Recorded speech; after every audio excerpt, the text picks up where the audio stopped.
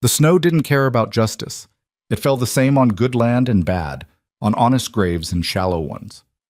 That February, it buried the Mercer Ranch under 3 feet of white silence, and somewhere beneath the collapsed eastern stable, it tried to bury Rowan Mercer too. She woke to darkness and the smell of her own blood. Her first thought wasn't survival. It was simpler than that. More animal. Breathe. The second breath told her ribs were cracked. At least 2, maybe more. The third breath brought memory rushing back like bile. Uncle Silas. His sons. The lamp thrown. The sound of her father's desk splintering under an axe. You got no claim here, girl. Your daddy's debts are ours now. She'd fought, clawed at Silas's face hard enough to leave marks, felt her cousin Jacob's fist crack against her jaw before the world tilted and she was falling into the smell of hay and horse panic, and then the beams came down and everything went to black. Now she was pinned, a timber across her legs, another against her shoulder. The air tasted like dust and iron and something worse, kerosene. They'd burned it, burned the whole damn place and left her inside to make it look like accident, like tragedy, like the frontier swallowing one more unlucky family. She tried to scream, managed a sound somewhere between a cough and a sob. Nobody came. The cold seeped in slow, started at her fingers and toes, worked inward like a patient thing. She'd heard stories about freezing, how it felt like sleep at the end, how you stopped shivering and started dreaming, and then you just didn't wake up. Peaceful, they said. Rowan decided she'd rather be angry. She braced her good arm against the beam and pushed. Pain screamed up her side. She pushed harder. The timber shifted half an inch, then stopped. She could hear the wind outside howling like it was looking for a way in, could hear the creak and settle of wood that had burned hot and was now freezing solid. Not like this, she whispered. Her voice sounded strange, too thin, too young. Not from them. It took her an hour to free her legs, another hour to crawl 5 feet through the wreckage. When she finally broke through into open air, the sun was setting and the world was painted in shades of pink and gray that were too pretty for what had just happened. The main house was gone, just a black skeleton of beams and a chimney standing alone like a gravestone. The barn had collapsed on itself. The chicken coop was ash. Even the old oak her mother had planted when Rowan was born had split down the middle from the heat. She knelt in the snow and vomited blood. Then she stood up. The town of Ashford's Creek sat 7 miles south, close enough to see smoke, far enough to pretend they hadn't. Rowan made it 3 miles before her legs quit. She woke at dawn in a snowbank, fingers blue, and kept walking. Sheriff Calhoun met her at the edge of town. He was a soft man with soft eyes who'd bounced Rowan on his knee when she was small. Now he looked at her like she was a ghost he didn't want to see. Rowan, Jesus, girl. My uncle burned us out. Her voice came out steady. That surprised her. Killed my father, left me to die. I need you to arrest him. Calhoun's face did something complicated. Now, let's not go making accusations we can't prove. There were 5 of them. Silas, Jacob, Thomas, and 2 hands I didn't recognize. They came after dark. Silas said my father's debts were his now. Said I had no claim. Then your father did have debts. Calhoun said it gentle, like that made it better. Silas holds the notes, legal notes, Rowan. Signed and witnessed. So he gets to burn us out? Gets to murder? Nobody's proven anybody murdered anybody. The sheriff's voice hardened just enough to show the shape of things. What I see is a tragic fire. A girl in shock, making wild claims about kin who've only ever tried to help. Silas already reported it, said he saw the smoke, rode out to help, but got there too late. Found you wandering, delirious. Rowan stared at him. You spoke to Silas. He came in yesterday. Before I did. Calhoun had the decency to look uncomfortable. Girl, I know you're hurting, but Silas is preparing a place for you. His wife says, I'll die first. You nearly did. He reached for her arm. She jerked back. Rowan, be reasonable. You got no house, no family, no money. Winter's not even half done. You come stay with the Johnsons for now. We'll sort the legal. The legal is already sorted. Rowan's laugh tasted like copper. He paid you, or promised you something. Doesn't matter which. Calhoun's jaw tightened. You want to make accusations, you bring proof. You want charity, There's Christian women who'll feed you. But you keep spreading poison about respected men, you'll find yourself with fewer friends than you already got." She left him standing there, walked past the general store where faces turned away from the windows, past the church where her mother was buried, past the saloon where her father used to drink away the worry with men who now pretended they'd never known his name. At the edge of town, she stole a horse. It belonged to a cattle buyer named Winters, a mean drunk who'd once tried to shortchange her father on a sale. The roan mare in his paddock was the best thing he owned. Rowan took her, a saddle, and a rifle from his unlocked barn. Nobody stopped her. Nobody even shouted. By the time Winters sobered up enough to notice, Rowan was already gone. She returned to the ranch at nightfall. The snow had covered the worst of it, softening the burn marks, hiding the blood. In the moonlight, it almost looked peaceful, just another piece of forgotten frontier returning to wilderness. Rowan walked through the ruins with the stolen rifle across her back. She had no plan, no destination beyond here. The smart thing would be to run, take the horse and ride east until the territory changed and nobody knew her name. Start over. But the land knew her. The broken fence posts her father had always meant to fix. The creek bed where she'd caught her first trout. The graves on the hill where her mother and baby brother slept under stones Rowan had painted herself when she was 8. "I'm still here," she said to the wind, to the ghosts, to whoever might be listening. "You didn't get rid of me." The wind didn't answer. She spent that first night in the root cellar, the only structure still intact. It was cramped and dark and smelled like earth and old potatoes, but it was shelter. She wrapped herself in horse blankets and shivered until dawn. The second night, she slept in the hayloft of the half-collapsed barn, rifle in her arms. The third night, she didn't sleep at all. By the end of the first week, she'd established a routine. Wake before dawn. Check the traps she'd set for rabbits. Melt snow for water. Eat whatever she'd caught, raw if she had to because smoke from a fire might draw attention. Then work. The work was pointless, she knew. One girl couldn't rebuild what 5 men had destroyed. But pointless work was still work, and work kept you warm, and warm kept you alive. She started with the barn. Salvaged boards that weren't too burned, restacked hay that had escaped the fire, fixed a section of roof enough to keep snow off the mare. The roan watched her with patient eyes, like she understood they were both stolen things now, making do. Rowan named her Ember. "Because we're both what's left after the burning," she explained one frozen morning, her breath clouding white.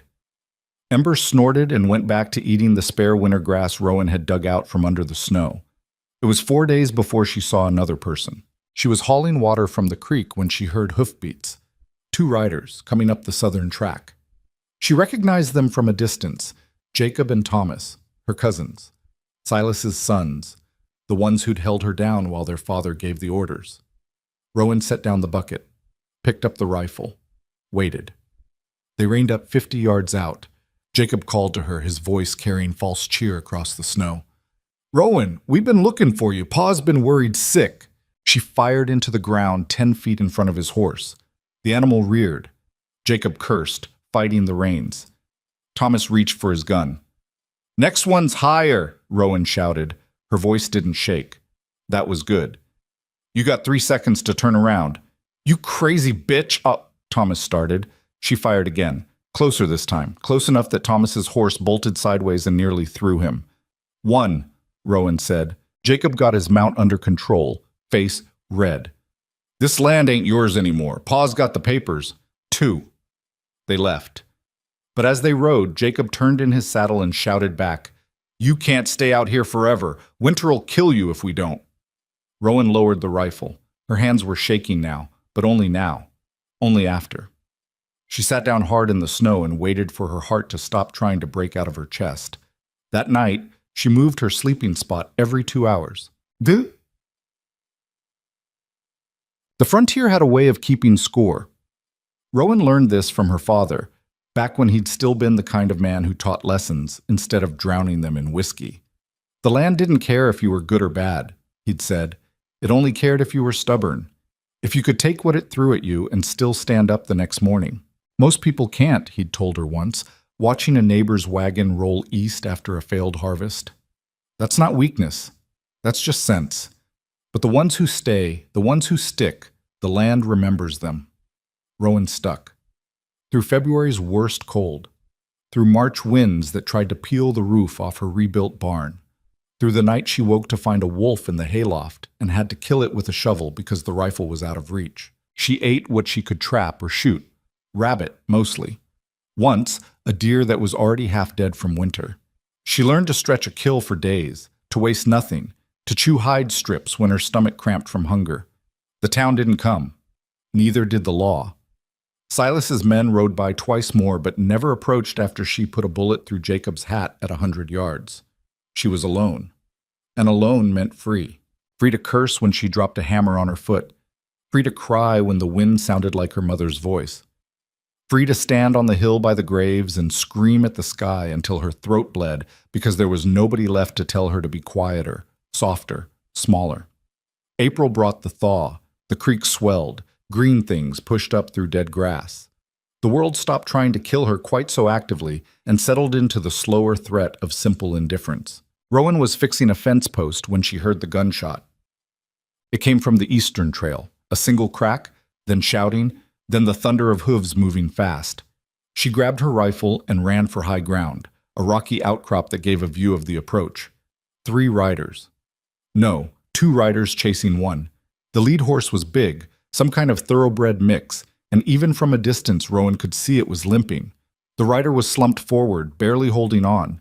The pursuers were gaining. As Rowan watched, one of them raised a pistol and fired. Missed. The fleeing rider tried to urge more speed from the struggling horse, but it was done, finished, about to go down. They were headed straight for her property line. Rowan should have stayed hidden. Should have let frontier justice play out however it was going to play out, and kept her head down. Should have learned by now that helping strangers was how you ended up dead or worse. Instead, she found herself moving down the rocks, angling for the tree line near where the chase would pass. The fleeing rider hit her land at a full gallop. The horse's breathing sounded like a bellows with holes in it. 20 yards behind, the pursuers were closing, already celebrating. Rowan stepped out of the trees. "Down!" she shouted. The rider had good instincts. He dropped, flattening against the horse's neck. Rowan fired twice, fast. Not at the men, she wasn't looking to kill anyone today, but at the ground in front of their horses. The animals shied hard. One of the riders went flying, the other fought his mount to a stop, cursing. "This is private land," Rowan called out. She worked the rifle's action, loud in the sudden quiet. "You're trespassing." The man still mounted was young, maybe 20, with a face that hadn't learned caution yet. "That bastard's a thief. I don't care what he's got. You want him? You go around. 3 miles south, 3 miles north. Your choice." "You're that Mercer girl." The young man squinted at her. "The crazy one living in the burnout. Look, we don't want trouble with you, but—" She shot his hat off. He yelped, hands flying up. His companion, still on the ground, scrambled backward. "That's the only warning," Rowan said. "Next time, I'm aiming lower." They left. Slowly at first, like they might come back. But when Rowan followed them with the rifle barrel, they found more speed. She watched until they disappeared over the ridge, then turned to the stranger. He'd managed to dismount, but only barely. Now he was leaning against his dying horse, one hand pressed to his side. Blood leaked between his fingers. His coat was good quality, too good for out here, and his boots were custom work. His face was pale under trail dust and maybe a week's worth of beard. "You hit?" Rowan asked. "Yes." His voice was rough. Educated accent, though. Eastern, maybe. "Unfortunately." "How bad?" "Bad enough that your fence line looks very far away." Rowan studied him. Rich clothes, expensive horse, running from men who called him a thief. Every instinct she had said to walk away, let the frontier sort out its own messes. But he'd flattened when she'd told him to. Hadn't argued, hadn't tried to shoot his way past her. And there was something in his eyes. Not fear, exactly, but a kind of tired recognition she knew from her own mirror. "Can you walk?" "I can try." He made it 10 steps before his legs quit. Rowan caught him before he hit the ground, grunting under his weight. He was tall, solid muscle under the fancy coat, and heavier than he looked. "Sorry," he mumbled. "This is undignified." "Shut up and lean." She got him to the barn through sheer stubbornness. By the time she lowered him onto a bed of hay, her ribs were screaming and his face had gone gray. "I need to see the wound," she said. He nodded, too far gone to argue. She peeled back his coat, his vest, his shirt, all of it tailored, all of it probably worth more than her entire ranch used to be. The bullet had caught him in the side, just above the hip, clean through at least. That was lucky. "This is going to hurt," Rowan said. "I'm aware." She'd learned field medicine the hard way, patching herself up through the winter. This was worse, more blood, deeper damage, but the principle was the same. Clean it, pack it, pray it doesn't turn septic. He passed out halfway through. That made it easier. When she was done, she sat back and looked at him properly for the first time. Mid-30s, she guessed. Strong jaw. Scars on his knuckles that said he knew how to fight. Calluses on his hands that said he knew how to work, despite the wealthy man's clothes. "Who are you?" she asked the unconscious stranger. He didn't answer. He slept for 2 days. Rowan kept watch, checking his breathing, changing the bandages, spooning water between his lips when he was conscious enough to swallow. She also went through his belongings. The saddlebags held $300 in mixed bills, a deed to property in the Northern Territories, correspondence from a cattle broker in St. Louis, and a pistol that had never been fired. The horse, once she'd put it down, mercifully, had brand marks she didn't recognize, but a saddle that cost more than most men made in a year. Rich then. Or criminal. Maybe both. On the third morning, he opened his eyes. "You're still alive," Rowan said. She was sitting on an overturned crate, cleaning the rifle. "Wasn't sure you'd make it." He blinked, orienting himself. Looked down at his bandaged side, then around the barn, then at her. "You're the girl from the fence line. And you're the thief who bled on my hay." A smile ghosted across his face. "I'm not a thief." That's what a thief would say. Fair point. He tried to sit up, thought better of it, settled for propping himself on one elbow. "I'm Cole Ashford, and I owe you my life, apparently." "Rowan Mercer, and you owe me a horse. That thoroughbred of yours wasn't going to make it another mile." "Ember? That's my horse. Yours was—" "I didn't name it. Seemed wrong to name something I had to kill." Cole's expression did something complicated. "That animal was worth $2,000. Now it's worth whatever the wolves leave after they're done with it." Silence. Then, surprisingly, he laughed. It clearly hurt him, but he laughed anyway. A real sound, startled and genuine. "You're not what I expected," he said. "You expected something? When I rode past this place last fall, I was told it belonged to a family with a daughter. I expected, I don't know, not this." Rowan went back to cleaning the rifle. "Last fall was different. That family's gone. What's left is just me." "What happened?" "Why do you care?" "I don't particularly." Cole shifted, wincing. "But we're going to be sharing this barn for at least a week, and silence makes recovery tedious." So she told him. Not everything. Not the feeling of beams crushing her in the dark. Not the way her ribs still ached when it rained. But enough. The fire. Silas. The sheriff who wouldn't help. The winter she'd survived alone. When she finished, Cole was quiet for a long time. "Your uncle still has the land claim?" he finally asked. "Legal and witnessed, apparently." "And the sheriff?" "Bought or scared. Doesn't matter which." Cole nodded slowly, like he was working through a problem. "How much did your father owe?" "Why?" "Humor me." Rowan shrugged. $1,100, maybe 12. He'd taken loans to buy breeding stock that died in a bad winter 2 years back. Silas held the notes. And Silas now holds the land those notes were secured against. That's how debt works. That's how a legal seizure disguised as debt collection works. Cole met her eyes. Your father dying doesn't automatically transfer his debt to family members with a claim on the property. Silas would have had to go through probate, establish that the debt exceeded the estate value, and even then, did your father have a will? Rowan stared at him. How do you know all this? I own 3 ranches and hold contracts on 7 more. You don't build an operation that size without understanding frontier property law. He tried to sit up further, grunted in pain. If you can prove the fire was arson, I can't. I was unconscious. It's my word against 5 of theirs. Then you need leverage.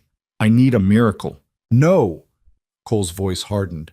You need a lawyer, a surveyor, and about $600 for filing fees and bribes. The law out here is corrupt, but it's still law. It can be bought. The question is whether you're willing to fight that fight or if you'd rather just survive. Rowan set down the rifle.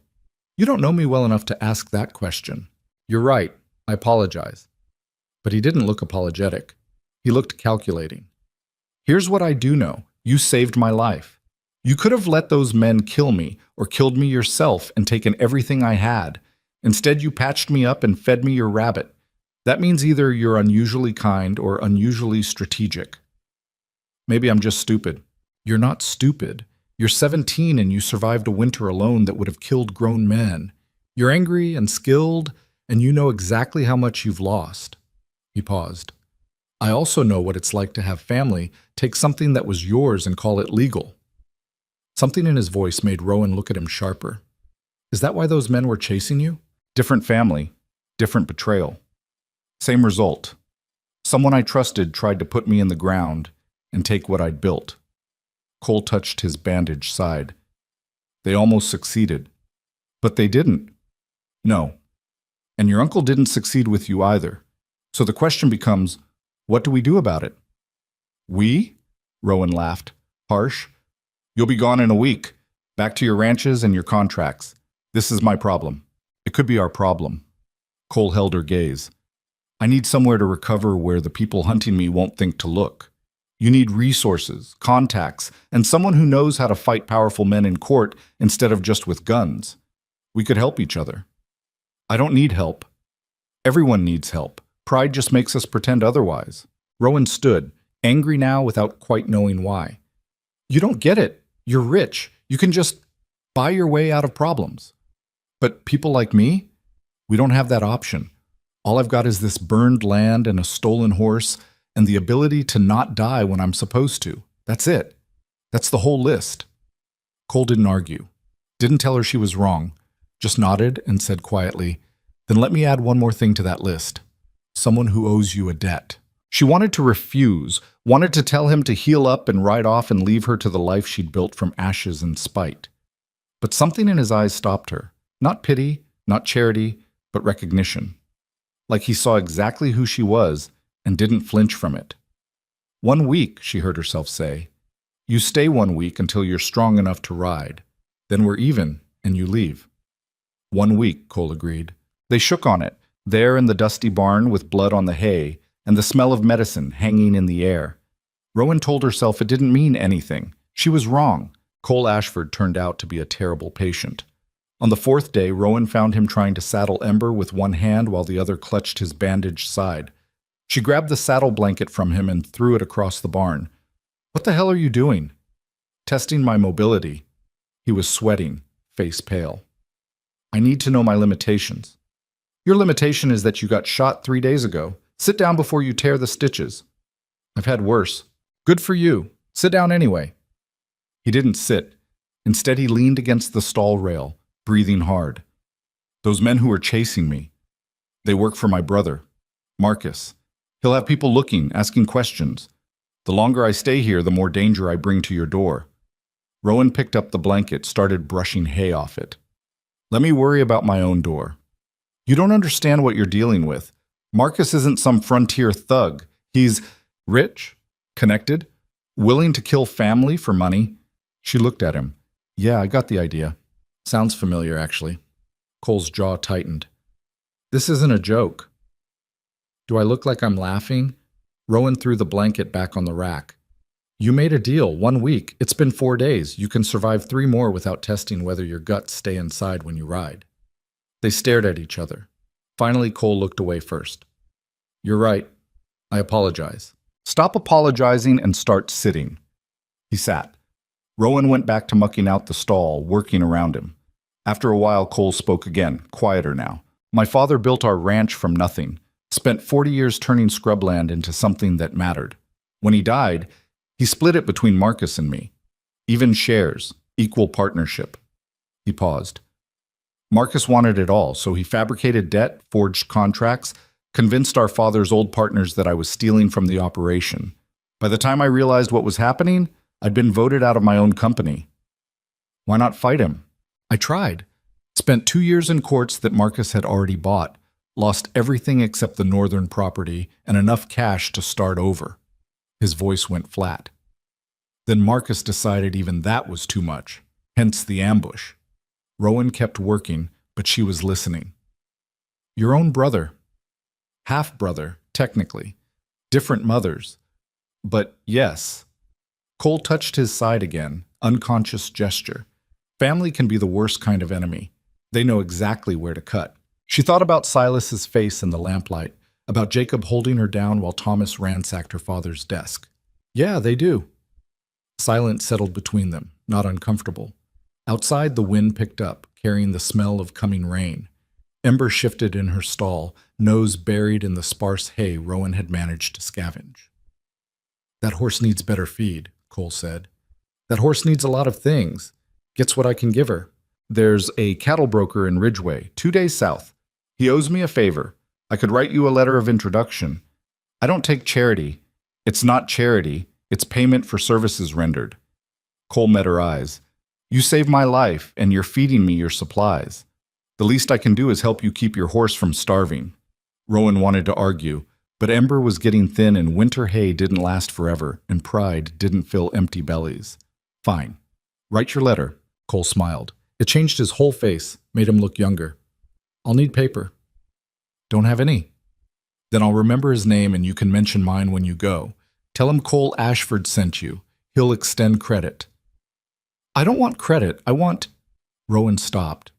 What did she want? The ranch rebuilt? Her family back? Silas in the ground? You want justice, Cole finished. I understand, but sometimes justice takes resources you don't have yet. There's no shame in accepting help to get there. Spoke like someone who's never had to live on scraps. You'd be surprised. Something dark crossed his expression. Before my father struck it rich, we lived in a one-room shack in Missouri. I was 8 before I owned shoes that fit, 15 before I ate meat more than once a week. I remember what hungry feels like. Rowan studied him. The expensive coat, the educated accent, the hands that were calloused but clean. Hard to picture him as the desperate kid he was describing. What changed? She asked. My father found gold. Not much. Enough to buy land and cattle and a chance to build something real. He was smart about it, worked himself nearly to death, but he made it count. Cole's voice went soft.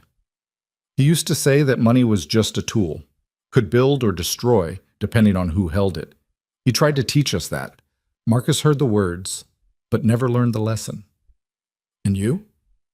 I'm still trying to figure out which one I am.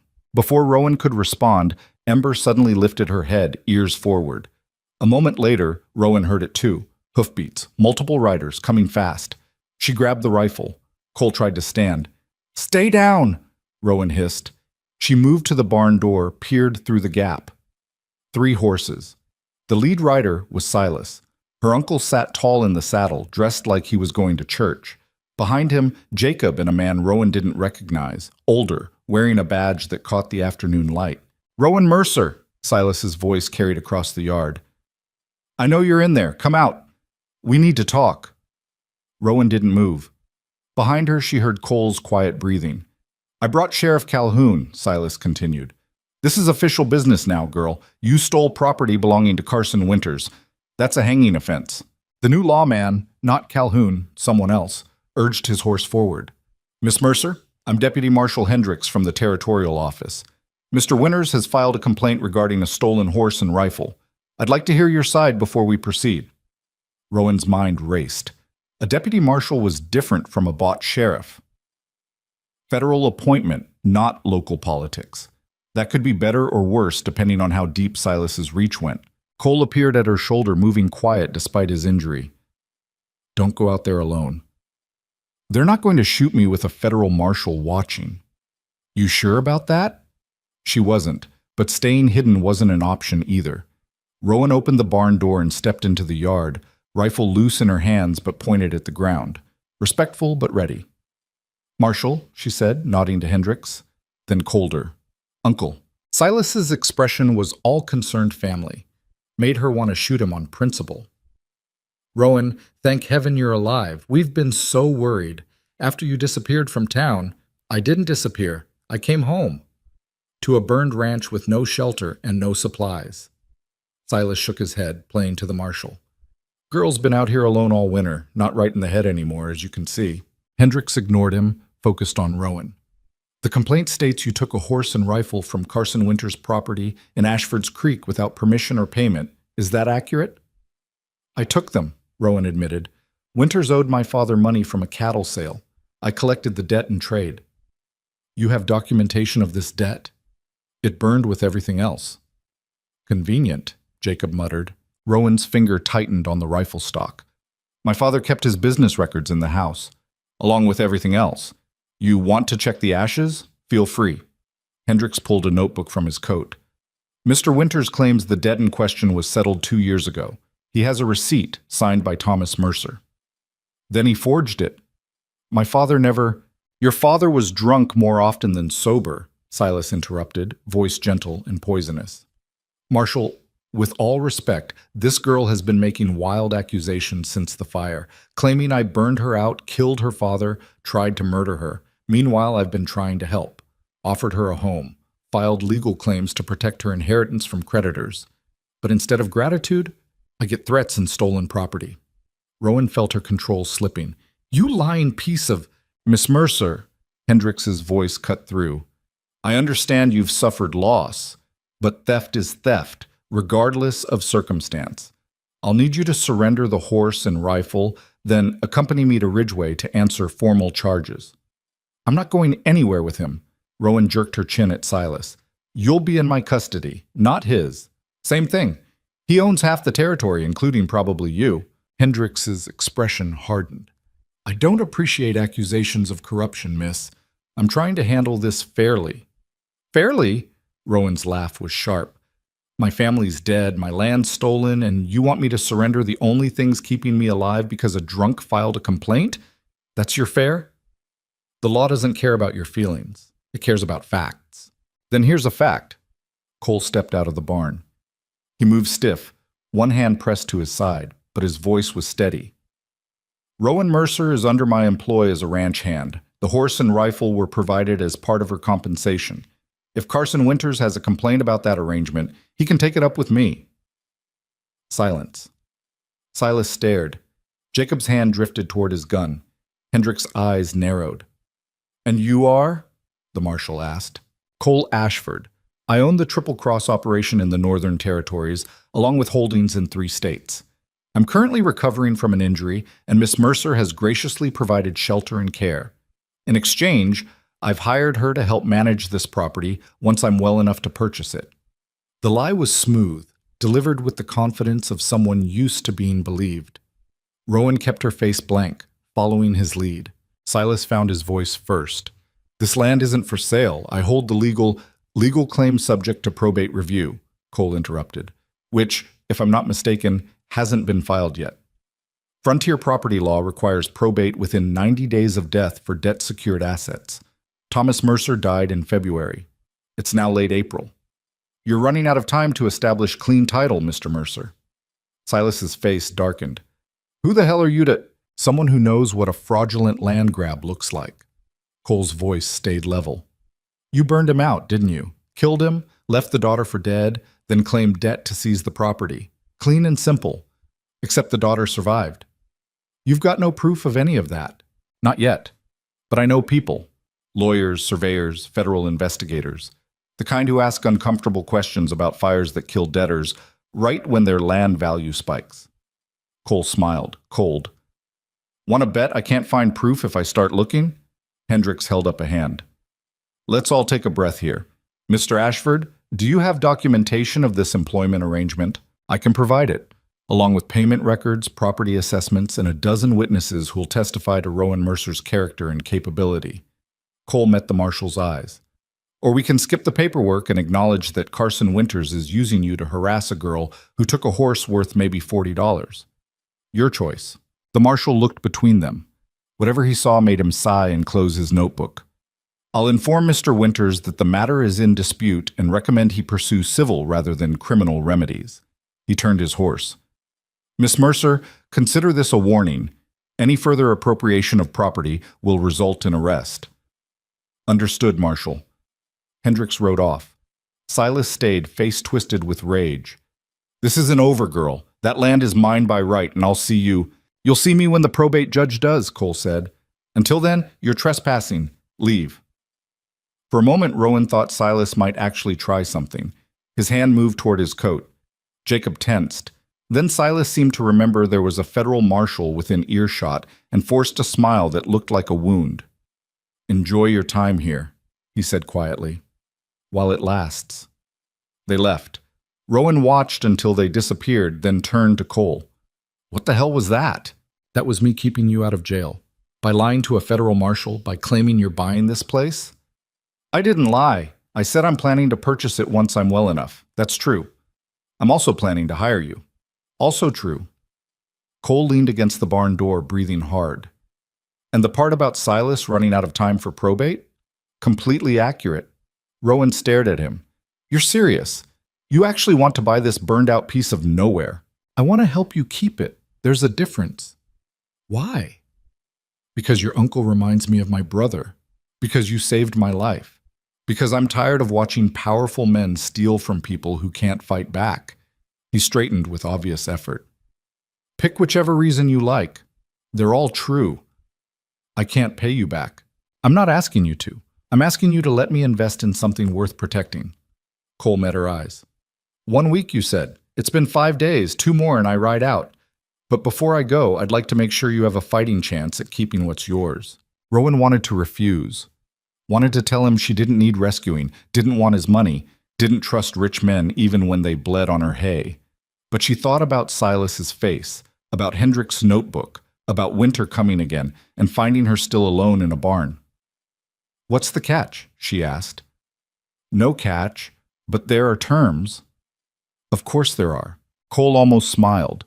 You let me bring in a surveyor to establish clear property boundaries. You let me file the probate challenge under my name so Silas can't claim you're doing it out of spite. And you actually take the job I'm offering, managing this land with the goal of making it profitable enough that when I sell it back to you, you can afford the payments. Sell it back, not give it. Giving creates dependence. Selling creates partnership. He shifted, wincing. I told you, I watched my father build something from nothing. He didn't do it with charity. He did it with fair terms and mutual respect. That's what I'm offering. Rowan looked at the burned house, the half-rebuilt barn, the graves on the hill, thought about pride versus survival, about fighting alone versus fighting smart. I want it in writing, she said finally. Agreed. And I want to know everything about your brother. If Marcus's men come here looking for you, they won't. I covered my trail well enough, but if they do, I'll handle it. You have my word. His word. Like that meant something, like words from rich men were worth more than the paper they weren't written on yet. But Cole had bled for her, or at least near her, had stood up to Silas when he could have stayed hidden, had offered terms instead of taking over. That had to count for something. 2 more days, Rowan said. Then we talk details. 2 more days, Cole agreed. He went back inside to rest. Rowan stayed in the yard, rifle across her knees, watching the horizon for trouble that would definitely come. Just maybe not today. The next morning, Cole was up before dawn. Rowan found him in the barn, attempting to lift a bag of feed one-handed. She took it from him without comment and dumped it in Ember's stall. You're supposed to be resting, she said. I've rested enough. My side's healing clean and I'm tired of being useless. You're not useless. You're recovering from being shot. Same thing out here. Cole picked up a shovel, tested his grip. I grew up working ranches. I know what needs doing. Rowan watched him for a moment, then shrugged. Fine. But if you tear those stitches, I'm not fixing them again. Noted. They worked in silence for a while. Cole moved slow but steady, mucking stalls and hauling water with the careful determination of someone who knew his limits but refused to acknowledge them. Rowan let him, partly because she could use the help, partly because she understood the need to prove you could still function after something tried to break you. Around mid-morning, Cole paused to catch his breath. Tell me about the land. What about it? Acreage, water rights, grazing quality. Your father's operation before he lost the breeding stock. Rowan leaned on her own shovel. 160 acres, most of it decent grazing if you can keep the erosion under control. Creek runs year-round, fed by snowmelt from the ridge. My father ran about 50 head before the bad winter. After that, she shrugged. Debt and whiskey. You know how it goes. 50 head on 160 acres is conservative. You could run twice that if you manage the rotation properly. With what money? What fencing? What help? With investment, strategy, time. Cole's eyes were distant, calculating. This land sits on the route between Ridgeway and the northern mining camps. Cattle drives pass through twice a year. If you had proper facilities, pens, feed storage, freshwater access, you could charge for overnight grazing. At a trading post, maybe a smithy, and suddenly you're pulling income from traffic, not just livestock. Rowan stared at him. You've been here less than a week, and you're already planning my future? I'm planning possibilities. Whether you pursue them is your choice. Awful generous with your plans. I'm a businessman. Planning is what I do. Cole went back to shoveling. But I've also learned that the best investments are the ones where everyone benefits. You get a viable operation. I get a reliable partner in territory my brother doesn't control. The drovers get services they need. Everyone wins. Except Silas. Especially Silas, which is an added bonus. Despite herself, Rowan felt the corner of her mouth twitch. You really hate men like him, don't you? I hate men who use power to take what they want instead of building something worth having. Cole dumped a shovelful of soiled hay onto the pile. My brother's the same, born with every advantage and still needed to steal more. There's no satisfaction in that kind of victory, just emptiness dressed up as success. Is that why you're helping me? To stick it to men like them? Partly, but also because you remind me of myself at 17. Angry, stubborn, convinced that accepting help was the same as accepting defeat. He looked at her. Took me years to learn the difference. Figure I can save you some time. Maybe I like being angry and stubborn. You can be both and still let people help. They're not mutually exclusive. Rowan didn't have an answer for that, so she went back to work, and Cole did the same, and the morning passed in the easy silence of shared labor. By afternoon, Cole was flagging. His face had gone pale again, and he was holding his side more obviously. Rowan called a halt. That's enough. You're going to hurt yourself. I'm fine. You're white as milk and sweating. Sit down before you fall down. Cole opened his mouth to argue, then seemed to think better of it. He sat on a hay bale, breathing carefully. I hate this, being weak. You're not weak, you're healing. There's a difference. Tell that to my pride. Rowan handed him the water skin. Pride doesn't keep you alive. Sense does. And sense says you pushed too hard today. He drank, then looked at her with something like amusement. You're bossy when you're worried. I'm not worried. You are. You think I'm going to keel over and you'll have to drag my corpse somewhere, and that sounds inconvenient. It would be inconvenient. You're heavy. Cole laughed, then winced. Don't make me laugh. It hurts. Then don't say stupid things. They sat in the barn while the afternoon light slanted through gaps in the walls. Outside, the wind picked up, carrying the smell of rain again. Ember dozed in her stall. Everything felt suspended, like the world was waiting for something to happen. Can I ask you something? Cole said after a while. Depends on the question. What happened to your mother? Rowan went still. Of all the questions she'd expected, that wasn't one of them. Why? You mentioned graves on the hill. Your father and who else? She could have refused to answer, could have told him it was none of his business. Instead, she heard herself saying, my mother and my baby brother. She died giving birth to him. He followed 3 days later. How old were you? 8. That's young to lose so much. Yeah, well, the frontier doesn't care how old you are. Rowan picked at a splinter on the hay bale. My father tried. For about a year, he really tried. But he'd loved her, really loved her, the kind you don't get over. Without her, he just hollowed out, started drinking to fill the space, and never stopped. Cole was quiet. Then, I'm sorry. Everyone's sorry. Doesn't change anything. No, but it's still true. They sat with that for a while. Finally, Rowan stood. I'm going to check the traps. You stay here and don't do anything stupid. Define stupid. Anything that involves standing up. She left before he could argue, rifle slung over her shoulder. The traps yielded 2 rabbits and a grouse. Good haul. Enough for a few days if she was careful. She was heading back when she heard horses again. Not from the road this time. From the North Trail, the one that led to the high country. 3 riders, moving slow and cautious. Not Silas's people. Wrong direction. Rowan circled wide, using the tree cover. Got close enough to see their faces. One she didn't recognize. But the other 2 matched descriptions Cole had given during his fever dreams. Young men with family resemblance, dressed for travel, but armed like they expected trouble. Marcus's men. Had to be. She got back to the barn fast. Cole was exactly where she'd left him, which was good because she didn't have time to search. "We've got company," she said. 3 riders from the north. I think they're yours." Cole's expression went hard. "How close?" 20 minutes, maybe less. They're being careful." He tried to stand. His legs shook. Rowan pushed him back down. "You can't ride," she said. "I can try. You'll fall off before you make it a mile, and even if you don't, you'll leave a blood trail they can follow." She was already thinking, planning. The root cellar, it's hidden and they won't search there first. "Rowan, shut up and move." She got him to the cellar, which took longer than it should have. By the time she'd lowered him down and covered the entrance with boards and dirt, the riders were close enough to hear. She shoved the rifle in after Cole, along with his pistol and saddlebags. "Stay quiet," she hissed, "no matter what happens. If they hurt you, they won't. I'm just some frontier girl squatting in a burned ranch, not worth their time." She sealed the entrance and ran for the barn, grabbed a bucket, started hauling water like she'd been doing it all along. By the time the riders appeared, she was sloshing water into Ember's trough, humming tunelessly. They rode into the yard like they owned it. The leader, mid-20s, dark hair, mean eyes, dismounted and gave her an appraising look that made her skin crawl.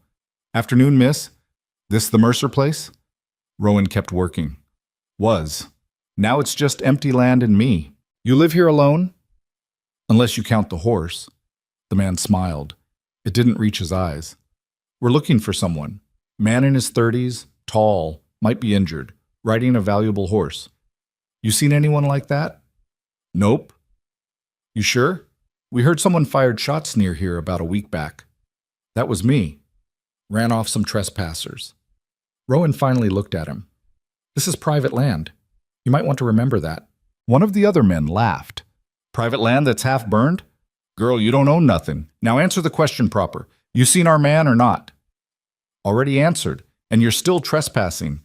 The leader held up a hand, silencing his companion. He walked closer to Rowan, studying her. "What happened here?" "Fire. Family died. I'm what's left. Rough winter, I bet." "I've had better." He circled the yard, eyes moving over everything. The barn, the house ruins, the graves on the hill. Looking for signs of Cole. Rowan kept her face blank, kept dumping water, kept being exactly what she seemed, a girl trying to survive in a burned-out ranch. Finally, the leader turned back to her. "If you do see our man, there's a reward, $100. "For what?" "Theft, fraud, family business." He smiled again. "You help us find him. That 100 could set you up nice. Maybe get you through another winter." Rowan met his eyes. "I don't take money for turning over men who might be innocent." "Innocent?" The man laughed. "Sweetheart, nobody's innocent out here, just varying degrees of guilty." "Then I guess we're all damned. Now get off my land." For a moment she thought he'd push it. His hand drifted toward his gun. The other 2 riders tensed. Then he seemed to decide she wasn't worth the trouble and mounted up. "We'll be around," he said, asking questions. "If you change your mind about that reward—" "I won't." They rode off south toward town. Rowan watched until they were gone, then counted to 100 before moving. She unsealed the root cellar. Cole was pale and shaking when she helped him out. "They're gone?" "For now, but they'll be back once they realize I'm the only person who's seen you and isn't talking." "Then I need to leave, tonight." "You can barely stand." "I'll manage." "You'll die." Rowan grabbed his arm. "Listen to me. They're heading to town. They'll ask questions, maybe buy some information from whoever's selling. That gives us maybe 2 days before they come back with leverage. 2 days to figure out a real plan instead of you riding off to bleed out somewhere. Cole looked at her. Why are you doing this? Because you helped me when you didn't have to. Because those men are exactly the kind of people I hate. Because... She stopped. Because I said 1 week and it's only been 6 days. I keep my word. Even when it's dangerous? Especially then. He studied her face like he was trying to memorize it, then nodded. 2 days. But after that I'm gone whether I'm healed or not. I won't bring Marcus's war to your doorstep. Marcus's war is already at everyone's doorstep. Difference is, most people don't fight back. Rowan helped him toward the barn. We do. That night they made plans. Cole had contacts in Ridgeway, people who owed him favors, people Marcus couldn't touch. If they could get word to them, they could arrange safe passage north, maybe even protection. But getting word meant someone had to ride to town, and Rowan couldn't leave Cole alone if Marcus's men came back. There's a kid in Ashford's Creek, Rowan said. Billy Hooks, 14, fast runner, knows how to keep his mouth shut. I could pay him to carry a message. With what money? She pulled out the roll of bills from Cole's saddlebag. He'd told her where it was, along with everything else he carried. Trust, he called it. Insurance, she thought. No, Cole said. That's for you. For the land fight. It's for whatever keeps us both alive long enough to have a land fight. Rowan counted out $50. This gets Billy to Ridgeway and back with a reply. The rest we save for lawyers and bribes. You're assuming Billy won't just take the money and run. He won't. His father was friends with mine before the drinking got bad. She tucked the money in her pocket. I'll leave at dawn. Be back by nightfall.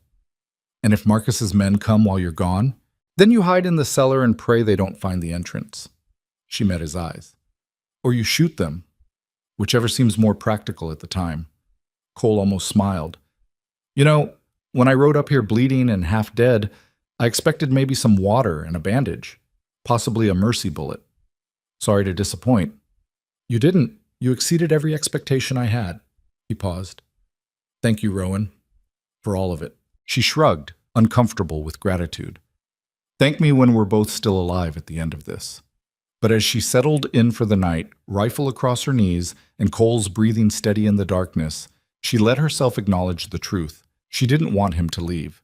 Not because she needed his help, though she did. Not because she was afraid to be alone again, though she was.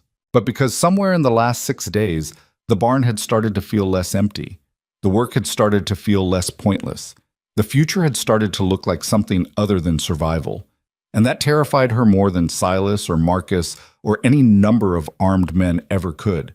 Because hope was dangerous. Hope made you vulnerable. Hope was the thing that hurt most when it got taken away. Still, despite every lesson the frontier had beaten into her, despite knowing better, she hoped anyway. Dawn came cold and gray, the kind of morning that felt like a threat. Rowan saddled Ember while Cole watched from the barn door, still moving stiff but steadier than yesterday. You don't have to do this, he said. We covered this already. She checked the girth strap, pulled it tighter. Billy gets the message to your people in Ridgeway. They send help or at least a plan. We buy time. And if Marcus's men are watching the roads, then I'll be a girl riding to town for supplies. Nothing suspicious about that. She swung into the saddle, felt Ember shift beneath her. You stay hidden. Don't answer the door for anyone. Don't make noise. Don't exist. I understand. Cole's expression was caught between concern and something else she couldn't name. Be careful. Always am. She rode out before he could say anything more, before the worry in his voice could make her reconsider. The morning air bit at her face, carrying the smell of coming weather. Rain by afternoon, maybe. Or snow. It was still early enough in spring for that. The ride to Ashford's Creek took 3 hours. Rowan kept to the back trails, avoiding the main road where Marcus's men might be watching. The land here was familiar, every ridge and creek bed mapped in her memory from childhood rides with her father, back when he'd still been the kind of man who taught her things, before the grief had hollowed him out. She found Billy Hooks behind his father's smithy, hauling coal like his life depended on it. Probably did. Tom Hooks had been a good blacksmith once, before his own demons caught up with him. Now Billy did most of the work while Tom drank away the profits. Rowan? Billy straightened, wiping soot from his face. He was tall for 14, all elbows and optimism that hadn't been beaten out of him yet. Heard you were dead. Heard wrong. She dismounted, kept her voice low. I need a favor, the kind you don't talk about. His eyes went wide. I ain't doing nothing illegal. It's not illegal, just private. She pulled out the folded letter Cole had written and $20. I need you to ride to Ridgeway. Find a man named Carson Webb at the cattle broker's office. Give him this letter, wait for a reply, come straight back. Billy stared at the money like it might bite him. That's more than my pa makes in 2 months. It's also dangerous. Men are looking for the person who wrote that letter. If they catch you carrying it, they might hurt you to find out where you got it. Then why would I do it? Because I'm asking. Because your father was friends with mine when it mattered. Because I'll give you another 20 when you come back safe. She held his eyes. And because sometimes doing the right thing is worth the risk. Billy looked at the letter, at the money, at her. Whatever he saw in her face made him nod. I'll do it. But if I die, I'm haunting you. Fair enough. She watched him saddle his father's old gelding, made sure he tucked the letter somewhere it wouldn't be found in a casual search.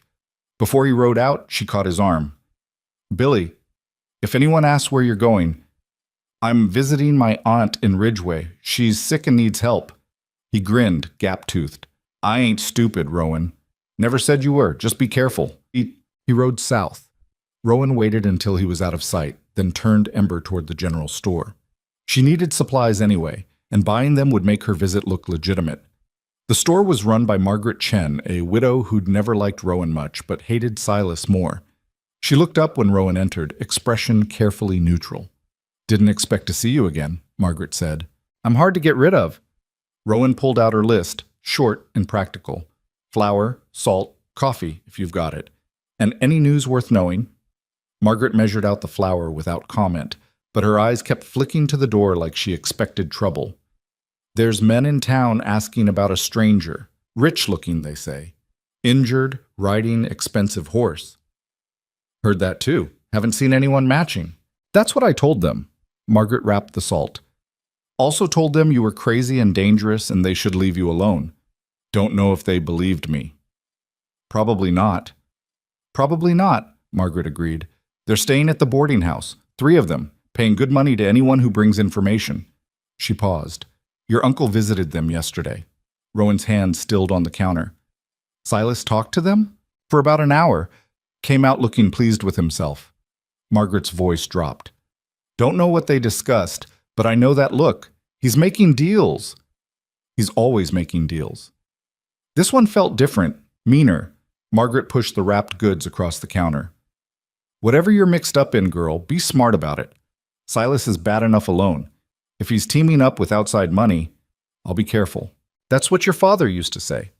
Margaret's expression softened just slightly, right up until he wasn't. Rowan paid and left before the conversation could turn more uncomfortable. Outside, the sky had darkened, rain coming for sure. She tied the supplies to Ember's saddle and was about to mount when she heard her name. Rowan Mercer. She turned. Deputy Marshal Hendricks stood on the boarding house porch, coffee cup in hand. Not threatening exactly, but not friendly either. Marshal, she said, heard you had a visitor. Man named Cole Ashford. Hendricks took a sip of coffee. Funny thing, I looked into him after our last conversation. Turns out he's wanted for questioning in connection with fraud charges up north. Questioning isn't conviction? No. But it's interesting that he showed up at your place right after dodging an ambush. Makes a person wonder if you're harboring a criminal. Rowan kept her face blank. He hired me as a ranch hand, paid fair wages. That's all I know. Is he still at your place? Haven't seen him in 2 days. Figured his side healed enough to move on. Hendricks studied her like he was trying to read truth from lies. You know what I think? I think you're protecting him. I think he's still there, and I think you're in over your head with things you don't understand. I understand plenty. Do you? Do you understand that the men looking for Ashford aren't just hired guns? They're his family. His brother Marcus has legal claim to everything Cole stole when he fled, including any money he's using to buy your cooperation. Hendricks set down his cup. If you're helping him hide, you're not just breaking the law, you're making enemies with people who have long memories and deep pockets. My enemies already have deep pockets. Adding a few more won't change much.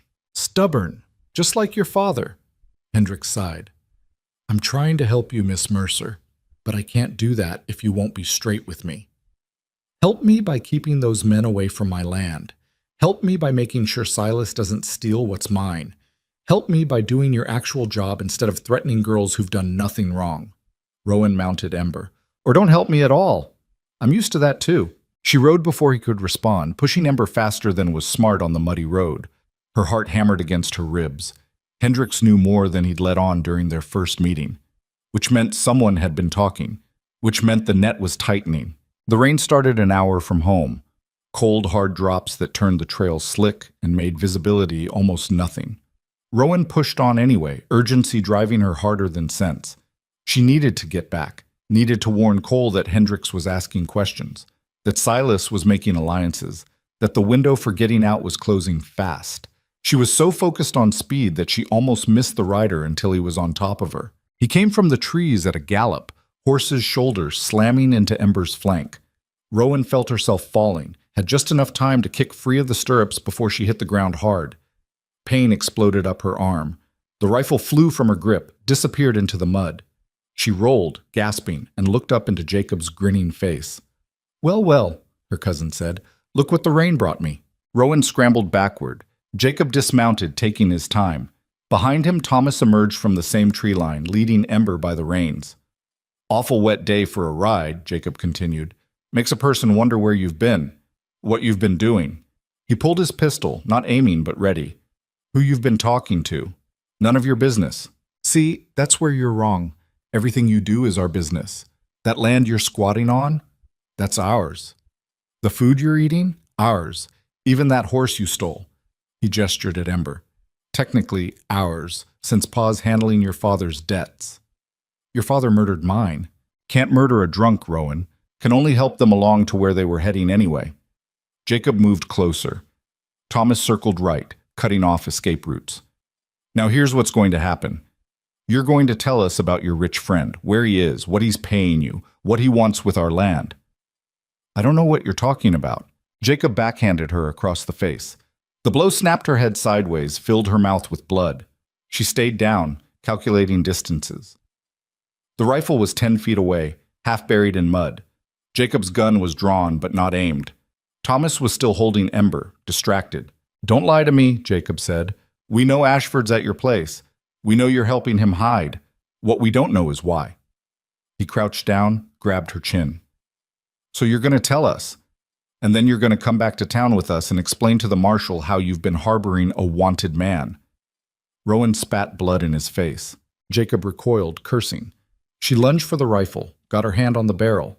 Thomas shouted. She swung the gun up, mud slick and heavy, finger finding the trigger. The shot went wide. Jacob kicked the rifle from her hands, then kicked her in the ribs. Same spot Silas had broken months ago. Pain whited out her vision. She curled around it, trying to breathe through the agony. Stupid bitch, Jacob panted. He wiped blood and spit from his face. You know what? Change of plans. You want to protect your rich boyfriend so bad? We'll just go get him ourselves. Let him watch what happens when you cross the Mercer family. He grabbed her hair, dragged her toward his horse. Rowan fought, but her ribs screamed and her vision kept blurring, and Jacob was stronger than he looked. He got her across his saddle, face down, and mounted behind her. Thomas, bring the other horse, Jacob called. Pa's going to want to see this. They rode. Every jolt sent fresh pain through Rowan's side. She tried to track direction, tried to plan, but the world had narrowed to breathing and not passing out. When they finally stopped, she didn't recognize the location at first. Then she saw the barn, the burned house, the graves on the hill. They'd brought her home. Jacob hauled her off the horse and threw her to the ground. She landed in the mud outside the barn, gasping. Through the rain, she could see Thomas tying up the horses, could see Jacob pulling his gun again, grinning like this was the best day of his life. Ashford, Jacob shouted toward the barn. I know you're in there. Come on out, or we start putting bullets in the girl. Silence. Rowan prayed Cole had heard them coming, had hidden in the cellar like she'd told him. Prayed he wouldn't be stupid enough to. The barn door opened. Cole stood in the frame, no gun visible, hands loose at his sides. Even from here, Rowan could see he was pale, moving careful, but his voice was steady when he spoke. Let her go. Or what? Jacob laughed. You gonna buy me off? That how you solve problems? Throw money at them? I'm asking nicely. Once. Cole took a step forward. Let her go and ride away. Whatever business you think you have with me, it doesn't involve her. Everything involves her. This is her land, her family, her mess. Jacob pressed the gun barrel against Rowan's head. She felt the cold metal against her temple, tasted copper and fear. So here's the deal, rich man. You leave. Right now. Walk away and never come back. Do that, and maybe I don't kill her. Cole's expression didn't change. You kill her, I'll hunt you across every mile of this territory.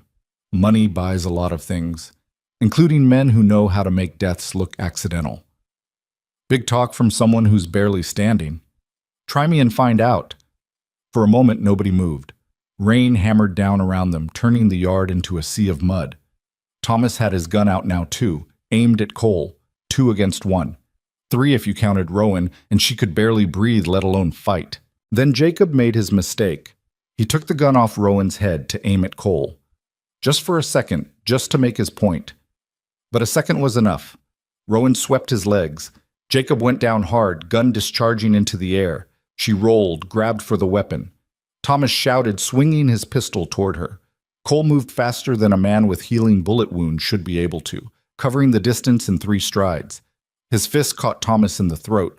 Thomas made a choking sound and dropped. Jacob recovered, lunging for his gun. Rowan got there first. She came up with the pistol in both hands, aimed at her cousin's face from 3 feet away. Don't, she said. Jacob froze. Behind him, Thomas was on his knees, gagging. Cole stood over him, having somehow acquired Thomas's gun. He looked like he might collapse any second, but the weapon stayed level. Here's what's going to happen, Rowan said. Her voice shook, but the gun didn't. You're going to get on your horses and ride away. You're going to tell your father that if he sends anyone else here, I'll kill them. And then I'll come to town and kill him. Understand? You won't, Jacob said. But he didn't sound certain. You burned my family alive and left me to die. You really think I won't pull this trigger? She let him see the truth in her eyes. I've got nothing left to lose, Jacob. That makes me more dangerous than you'll ever be. Jacob stood slowly, hands up.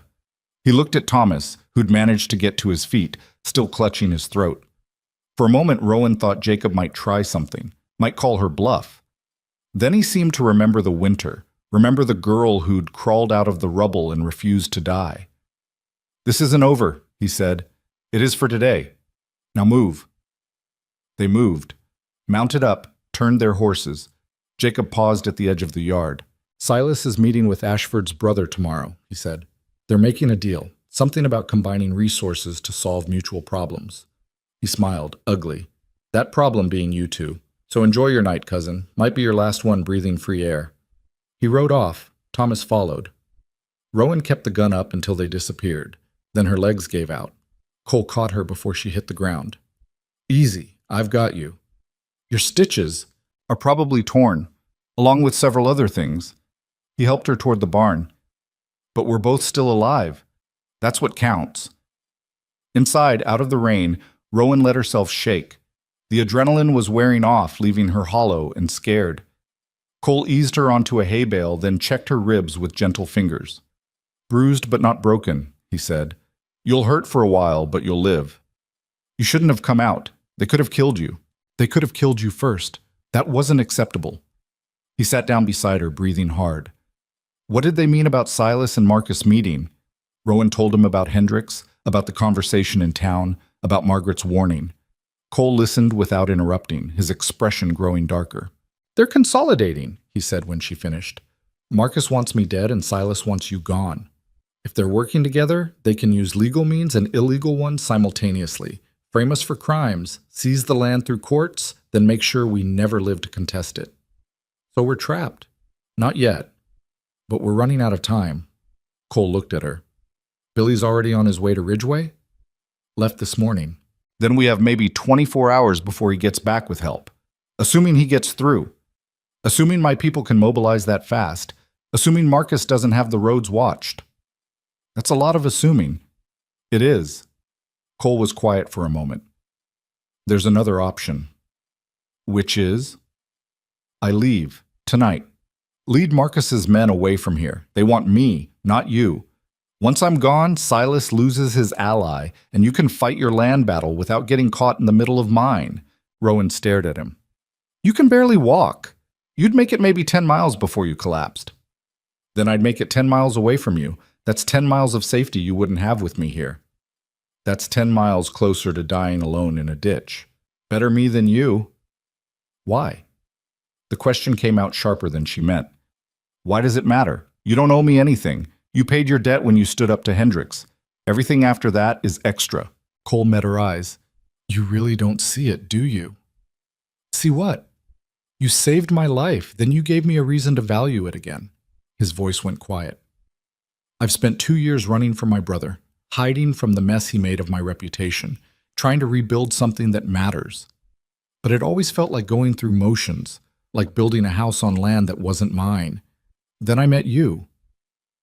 "Cole, you're 17 and you survived things that would have broken most grown men. You're standing on burned ground with no help and no hope, and you're still fighting, still refusing to let them win. That's—" He stopped, searching for words. "That's what I want to build toward. Not another ranch, not more money, but that kind of courage, that kind of refusal to quit." Rowan didn't know what to say.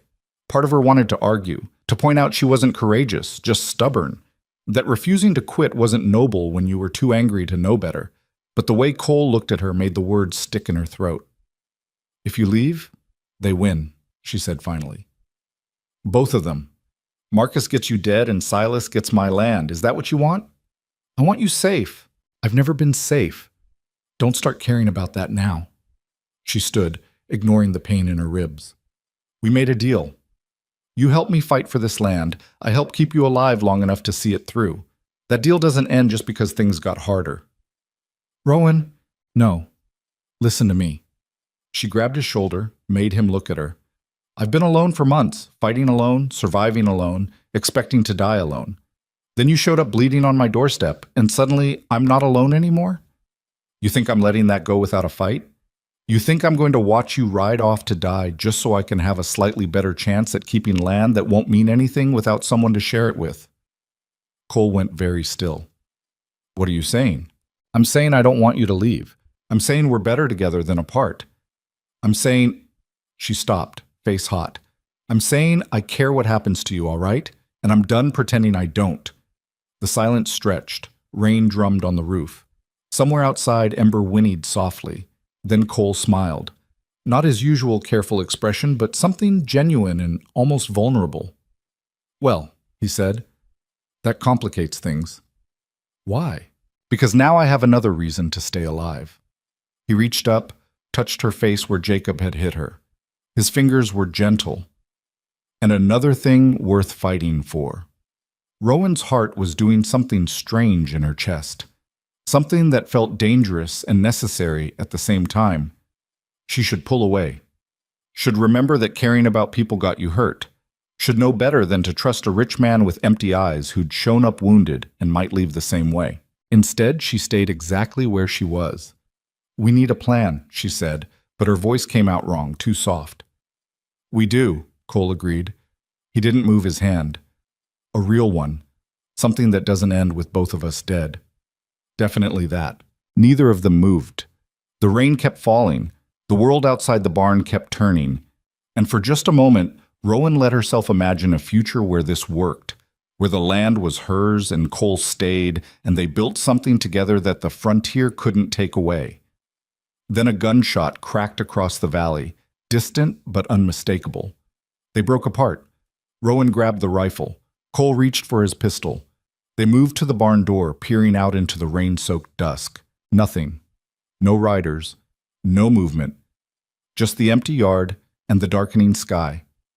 "Probably hunters," Rowan said. "Probably," Cole echoed. But he didn't sound convinced. They stayed alert through the evening, taking turns on watch. When full dark fell, Rowan made a cold dinner from the supplies she'd bought. They ate in silence, both listening for sounds that didn't belong. Around midnight, Cole finally spoke. "Tell me about Black Hollow." Rowan looked up from cleaning the rifle. "What about it?" "The town where your uncle conducts business. You mentioned it once. Gambling, you said." Gambling, drinking, worse things. It's where men go when they want to pretend they're not breaking laws. She set down the cleaning rod. Why? Because that's where the answer is, not here, not hiding and waiting for them to come to us. Cole's eyes were hard. Your uncle doesn't just want your land, he wants you erased, completely. No witnesses, no complications, and my brother wants the same for me.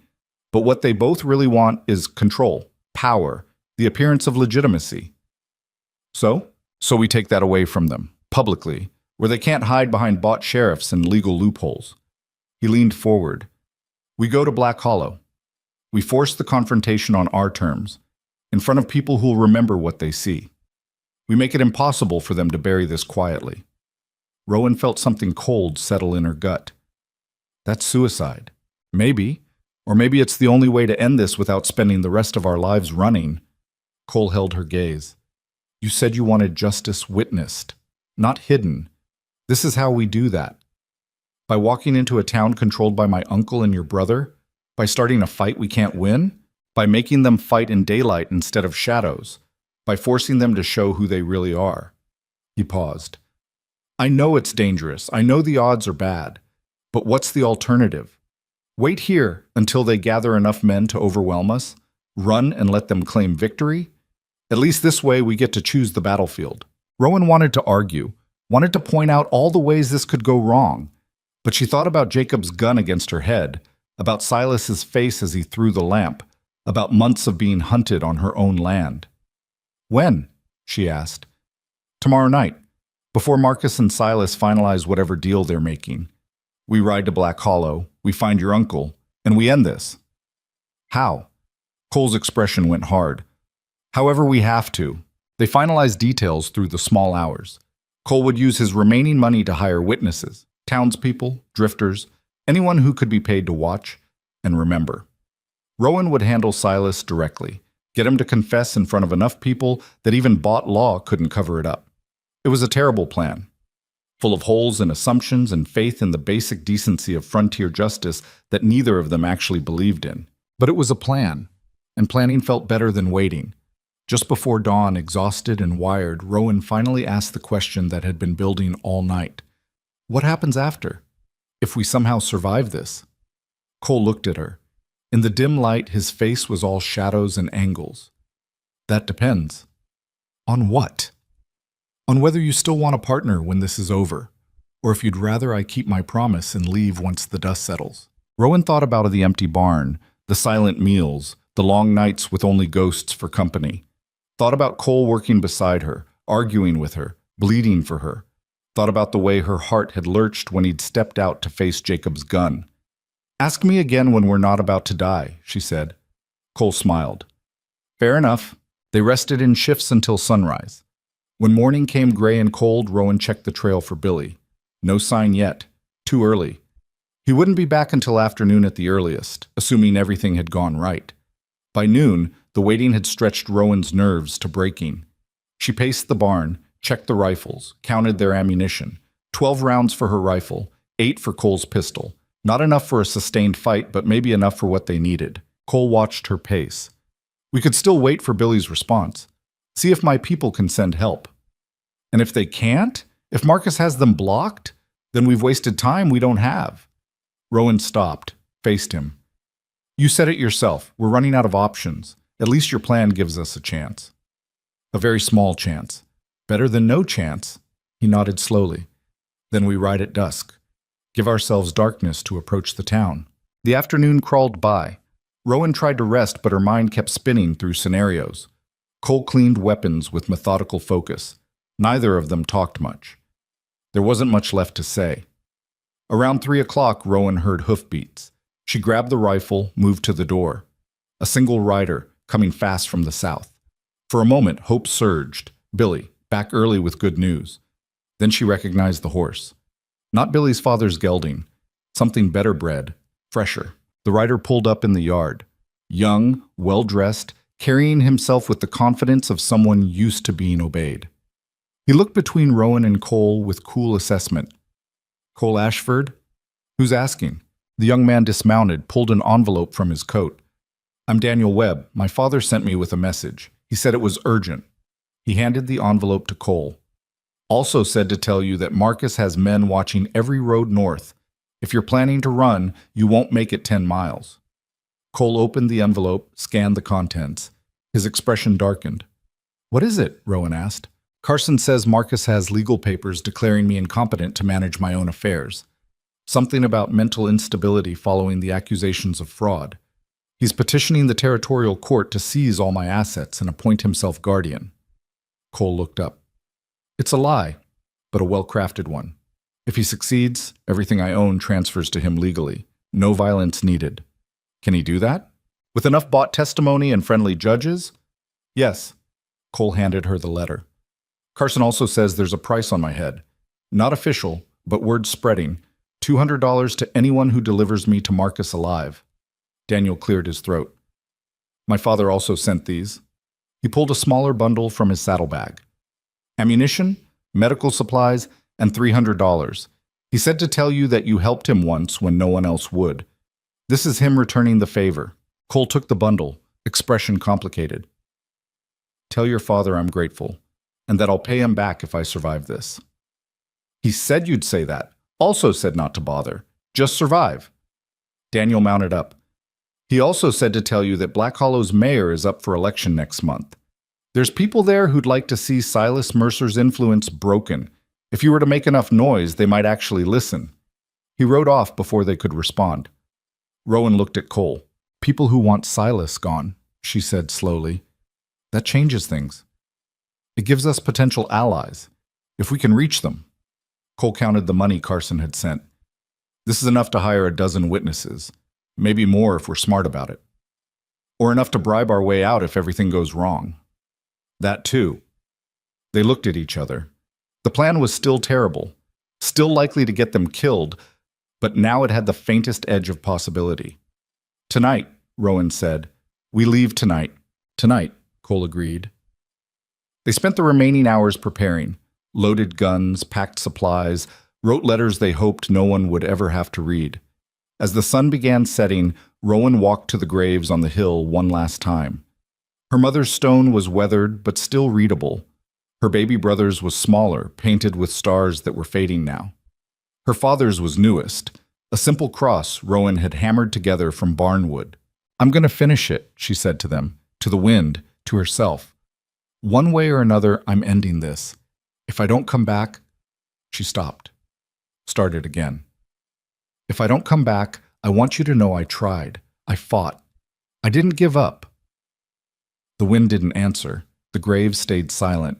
But as she walked back down the hill, Rowan felt lighter. Like saying the words had made them real. Like commitment had weight that fear couldn't quite match. Cole was waiting by the barn, both horses saddled. He'd found his good coat, cleaned the blood from it. Looked almost like the wealthy cattle baron who'd ridden up to her fence bleeding and desperate. Except his eyes. Those were different now, harder, more certain.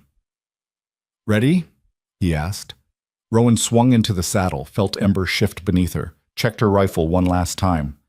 "No, but we're going anyway." "That's the spirit." They rode out together as darkness fell, leaving the burned ranch behind. Ahead, Black Hollow waited, and with it, whatever ending this story was going to have. Black Hollow earned its name honestly. The town sat in a depression between two ridges, catching shadows early and holding them late. Even at midday, the place had a sunken quality, like something slowly being swallowed by the earth.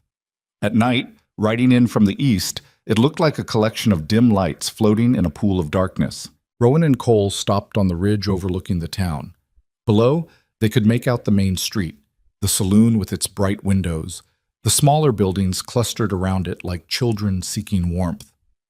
"That's where Silas does his business," Rowan said, pointing to the largest structure. "The Red Crown. He owns it through proxies, runs games in the back room. Anything you want to buy or sell in this valley, you do it there." Cole studied the layout with the eye of someone who'd planned operations before. "How many entrances?" "Front door, side door to the alley, back door to the stable yard. Windows on the second floor, but they're small and high." She paused. "There's also a root cellar with an outside entrance. My father used it once to avoid some men who were looking for him. Exits are good. Means we're not trapped." Cole shifted in his saddle. His side was bothering him. She could tell by the careful way he moved. What about Law? Town constable named Pike. Silas owns him completely. If shooting starts, he'll side with whoever's paying better. Then we make sure we're paying better. Cole patted his saddlebag where Carson's money rested. First stop is finding those people Daniel mentioned, the ones who want Silas gone. They rode down carefully, leaving the horses at a livery on the edge of town. The stable hand was an old man with one milky eye who took their coins without comment. When Cole asked about a place to stay, the man jerked his thumb toward a boarding house across the street. Mrs. Garrett runs a clean place. Keeps her nose out of business, that ain't hers. We need more than that, Rowan said. We need someone who knows this town, someone who might want to help change how things run around here. The stable hand's good eye studied her. You're Mercer's niece, the one who survived the fire. I'm the one his sons tried to kill, if that's what you mean. Heard about that too. The old man spat into the straw. Also heard Silas is meeting with some outside men tonight, big money types. They got the whole back room at the Red Crown reserved. Cole and Rowan exchanged glances. Marcus was here. Had to be. These outside men, Cole said carefully. They have a name? One of them's called Ashford. Marcus Ashford. Got that kind of voice makes you want to check your pockets after he's done talking. The stable hand paused. You wouldn't be Cole Ashford, would you? His brother what got pushed out? Cole's hand moved toward his gun. The old man held up both hands, shaking his head. Easy. I ain't looking for bounty money, just confirming what I already guessed. He lowered his voice. You want people who hate Silas? Try the boarding house. Mrs. Garrett's husband was sheriff before Pike. Died under suspicious circumstances right after he started investigating Silas's gambling operation. She's got no love for that man. Anyone else? Rowan asked. Rowan at half the town, if they had the courage. But courage don't pay bills, and Silas controls most of the paying work around here. The stable hand shrugged. You're planning something stupid. I can see it on your faces. Just try to keep the horses out of it. They didn't ask for this fight. They left him and crossed to the boarding house. It was a narrow building, 3 stories, paint peeling, but windows clean. A sign in faded letters read Garrett House, rooms by night or week. The woman who answered their knock was somewhere past 50, with iron gray hair and eyes that missed nothing. She looked at Rowan, then at Cole, then back at Rowan. You're either very brave or very stupid coming here tonight. Probably both, Rowan admitted. We need a room and information. Information costs extra. We can pay. Mrs. Garrett studied them a moment longer, then stepped aside. Come in, and don't track mud on my floors. Inside, the boarding house was simple but well kept. Mrs. Garrett led them to a back room on the first floor, small but clean, with a window overlooking the alley. She named a price that was fair, and Cole paid it without haggling. Now, Mrs. Garrett said, pocketing the coins, what kind of information are you looking for? The kind that helps us expose Silas Mercer for what he is, Cole said. In front of enough witnesses that even bought law can't cover it up. Mrs. Garrett's expression didn't change, but something shifted in her eyes. That's ambitious, also dangerous. We know. Do you? Because Silas has been running this town for 5 years, killed or drove out everyone who stood against him. My husband was the last one who tried. Her voice went flat. They found him in the river, called it an accident, but Frank was a strong swimmer and he had a bullet hole in his back. I'm sorry, Rowan said quietly. Sorry doesn't fix anything. Action does. Mrs. Garrett moved to the window, looked out at the street. There's a town meeting scheduled for tomorrow. Mayor's supposed to address some complaints about gambling licenses. Half the merchants will be there, complaining but too scared to do anything.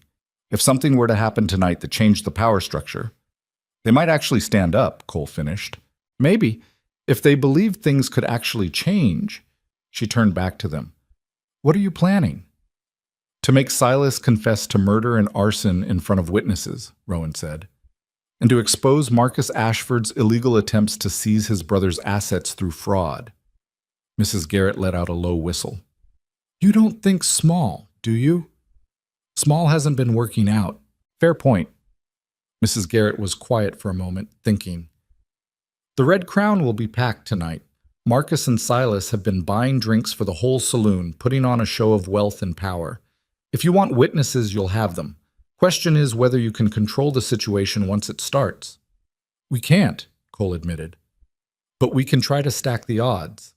How many people in this town would actually help if they thought it might work? Help how? Fight, testify, hide you when it goes bad? Any of those, Mrs. Garrett considered. Maybe a dozen. 2 dozen if you count the ones who'd help quietly, but you'd need to give them reason to believe. Show them that Silas can actually fall. That's the plan. Then you'll need this. She went to a cabinet, pulled out a leather folder. Inside were papers, documents, letters. Frank's investigation notes. Everything he found on Silas before he died. Forged land claims, rigged games, payments to Pike. Couldn't use it because the territorial judge was bought too. But if you had it, along with a confession and enough witnesses, Rowan took the folder carefully. Why are you giving this to us? Because Frank would have wanted someone to finish what he started. And because I'm tired of watching bad men win. Mrs. Garrett's voice was hard. You get Silas to confess. You make it public. You survive the night. I'll make sure every merchant and voter in this town knows what happened.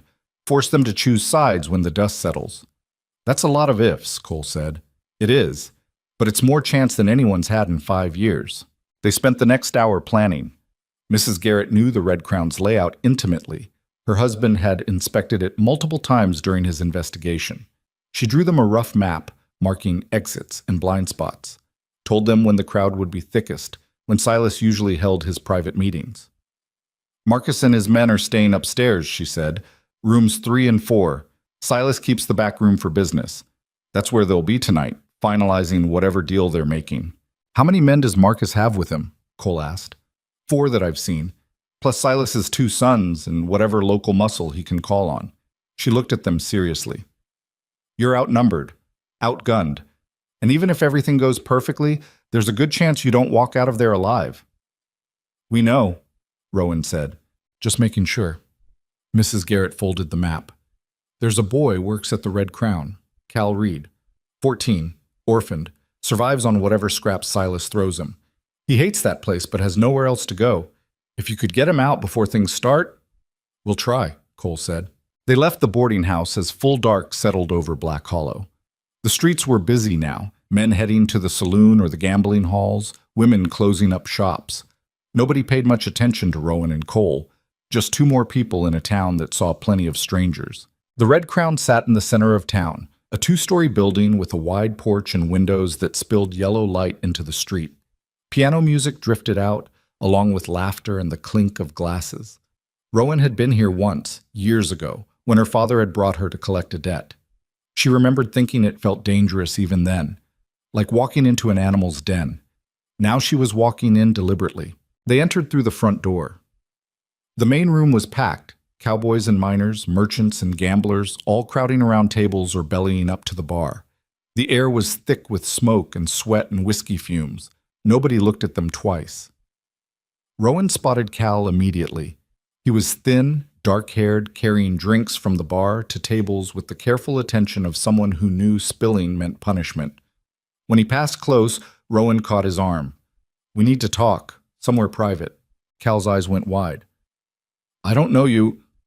Mrs. Garrett sent us. We're here to help. Help with what? Getting you out of here before things get bad. She let go of his arm. There's a room at the boarding house waiting for you, but you need to leave now before... A voice cut across the room, loud and familiar. Well, well, look what crawled in from the cold. Rowan turned. Silas stood at the bottom of the stairs, dressed in his best clothes, smile wide and poisonous. Behind him, Jacob and Thomas. And behind them, 4 men Rowan didn't recognize but who had Marcus's cold eyes. The saloon went quiet. Even the piano player stopped. Silas descended the stairs slowly, making a show of it. My dear niece, and the mysterious Mr. Ashford, I was hoping you'd accept our invitation. We didn't get an invitation, Cole said. Didn't you? That's unfortunate, because my associate and I have been very eager to speak with you both.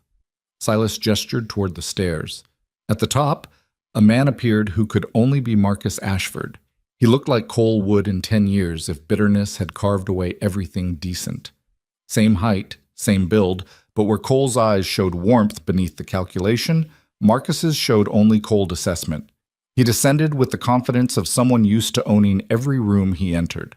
"Little brother," Marcus said, "you've led me on quite a chase." "You were always better at chasing than building," Cole replied. His hand was near his gun, but not touching it. "Easier to steal than create. I prefer to think of it as consolidating family assets. Speaking of which," Marcus pulled papers from his coat. "I have a territorial judge's signature declaring you unfit to manage your own affairs. Everything you own is now in trust. Under my management, naturally." "Those papers are forgeries." "Prove it," Marcus smiled. "Oh wait, you can't. Because you're a wanted man. Fraud, embezzlement, theft. The charges are quite detailed. Even if you could reach a court, your word against documented evidence?" He shook his head. "You should have stayed hidden, Cole. Coming here was a mistake." "Maybe. Or maybe it was the only way to end this." Cole's voice carried across the silent room.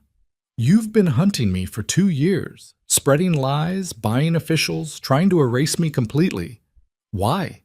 Because I wouldn't roll over and let you steal what our father built? Our father was a fool who split his legacy instead of giving it to the son who deserved it." Marcus's voice hardened. "I spent years cleaning up his mistakes, building real power. Then he dies, and suddenly you're entitled to half? You, who never wanted any of this, who spent more time working cattle than courting investors? Because cattle don't lie. Investors do. Or at least yours did when you paid them to claim I was embezzling." The crowd was listening now, really listening. Rowan could see faces turning, interest kindling. This was good. Public confrontation, witnesses everywhere. Exactly what they needed. Silas must have sensed it too because he interrupted. "Fascinating as this family drama is, I believe we had other business to discuss." He looked at Rowan. "My niece seems to think I murdered her father, burned down their ranch and left her for dead. Quite serious accusations." "Not accusations," Rowan said. "Facts. You wanted the land. My father's debt gave you an excuse to take it, so you killed him and tried to kill me. Can you prove that? I was there. I survived. That's proof enough." Silas laughed. It sounded genuine, which made it worse. The word of a traumatized girl against established records, legal debts, documented fire, tragic accident. He spread his hands to the crowd. "I tried to help her, offered her a home, but she's been unstable since her family died, making wild claims, stealing property, harboring wanted criminals." He gestured at Cole. "Now she brings him here, to my establishment, and expects what? Sympathy?" "I expect justice," Rowan said. "I expect people to see you for what you are." "And what am I, dear niece?"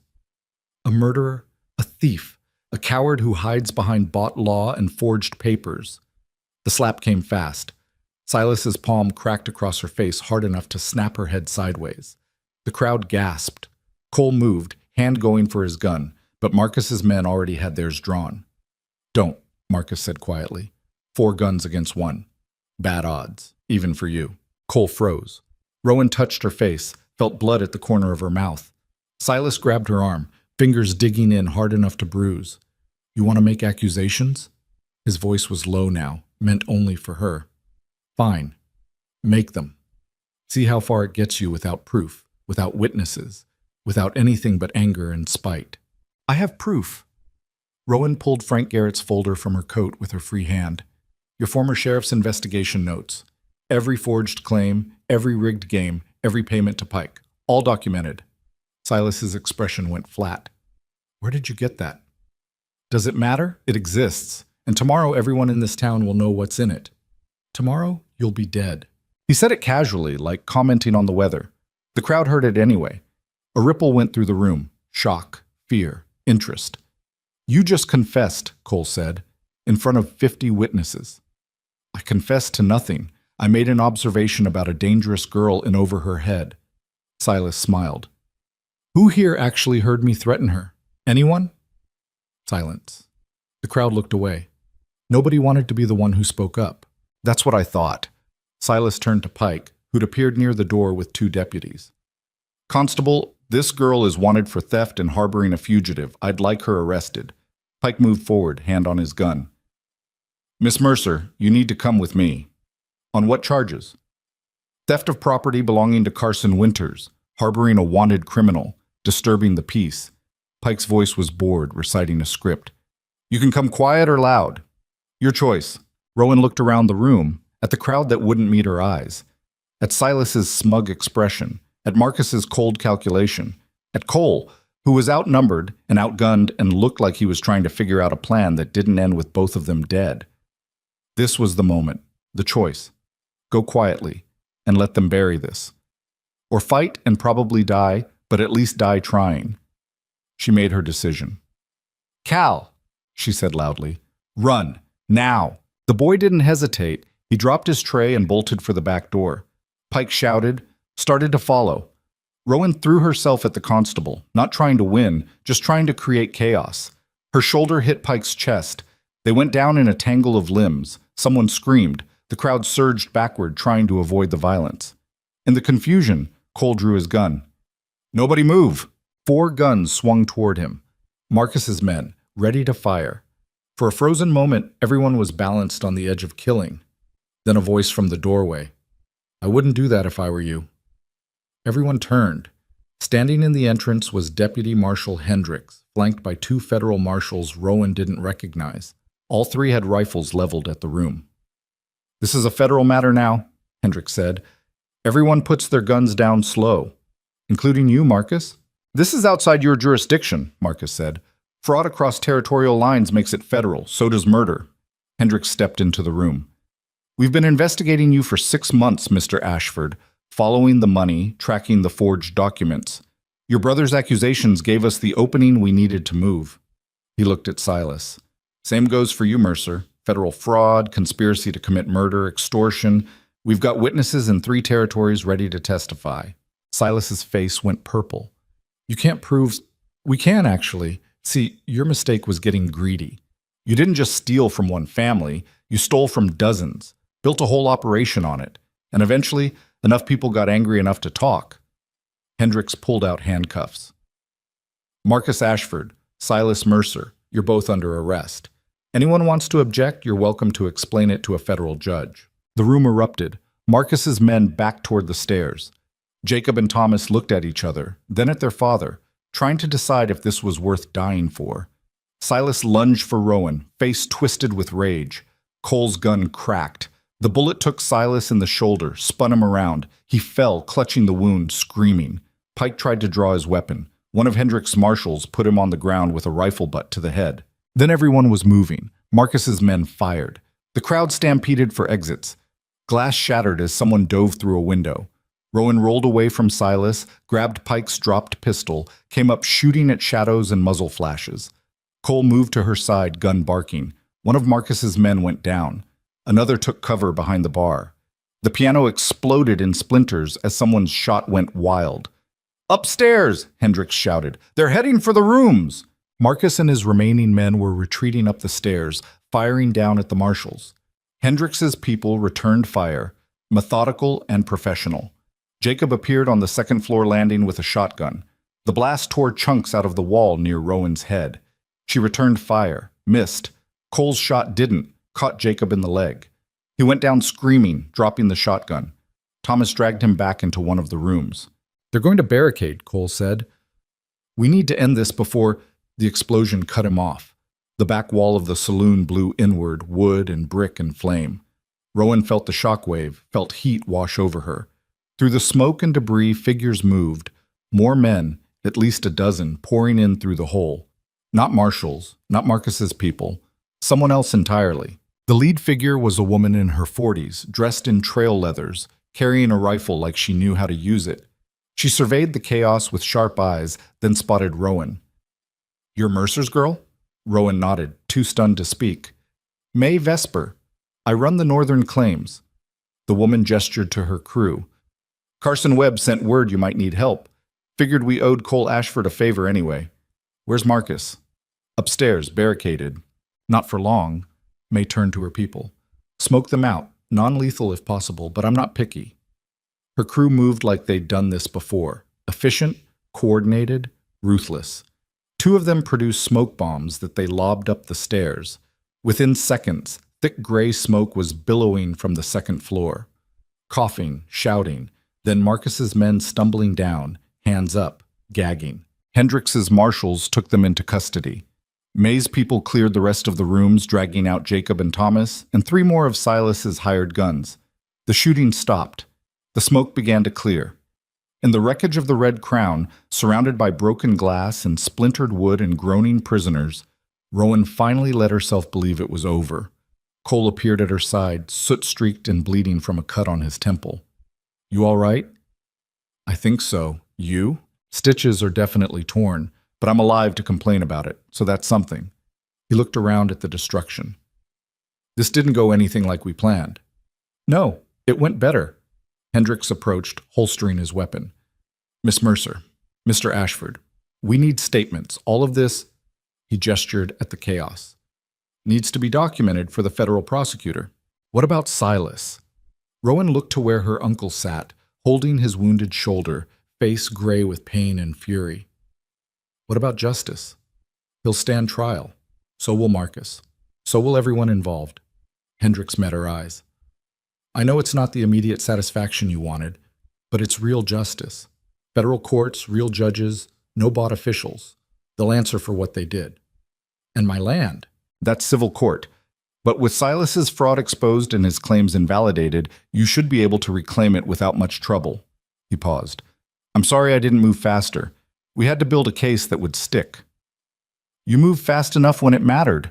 Rowan looked at Cole. "We both did." May Vesper joined them, reloading her rifle with casual efficiency. "Cole Ashford, been a while." "May, thanks for the cavalry charge." "Carson said you were in trouble. Figured I'd return the favor from that business in Red Creek." She looked at Rowan. "You the one who patched him up when he got shot?" "That was me."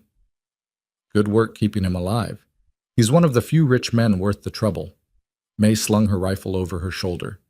"You two planning to rebuild that ranch I heard about?" "That's the plan," Cole said. "Good. Territory needs more people willing to stand up to bullies. You ever need help, you know where to find me." She tipped her hat and walked off to supervise her crew's departure. The next hours blurred together. Statements given, wounds tended. The wreckage of the Red Crown slowly cleared. Silas and Marcus were loaded into a prison wagon along with their men.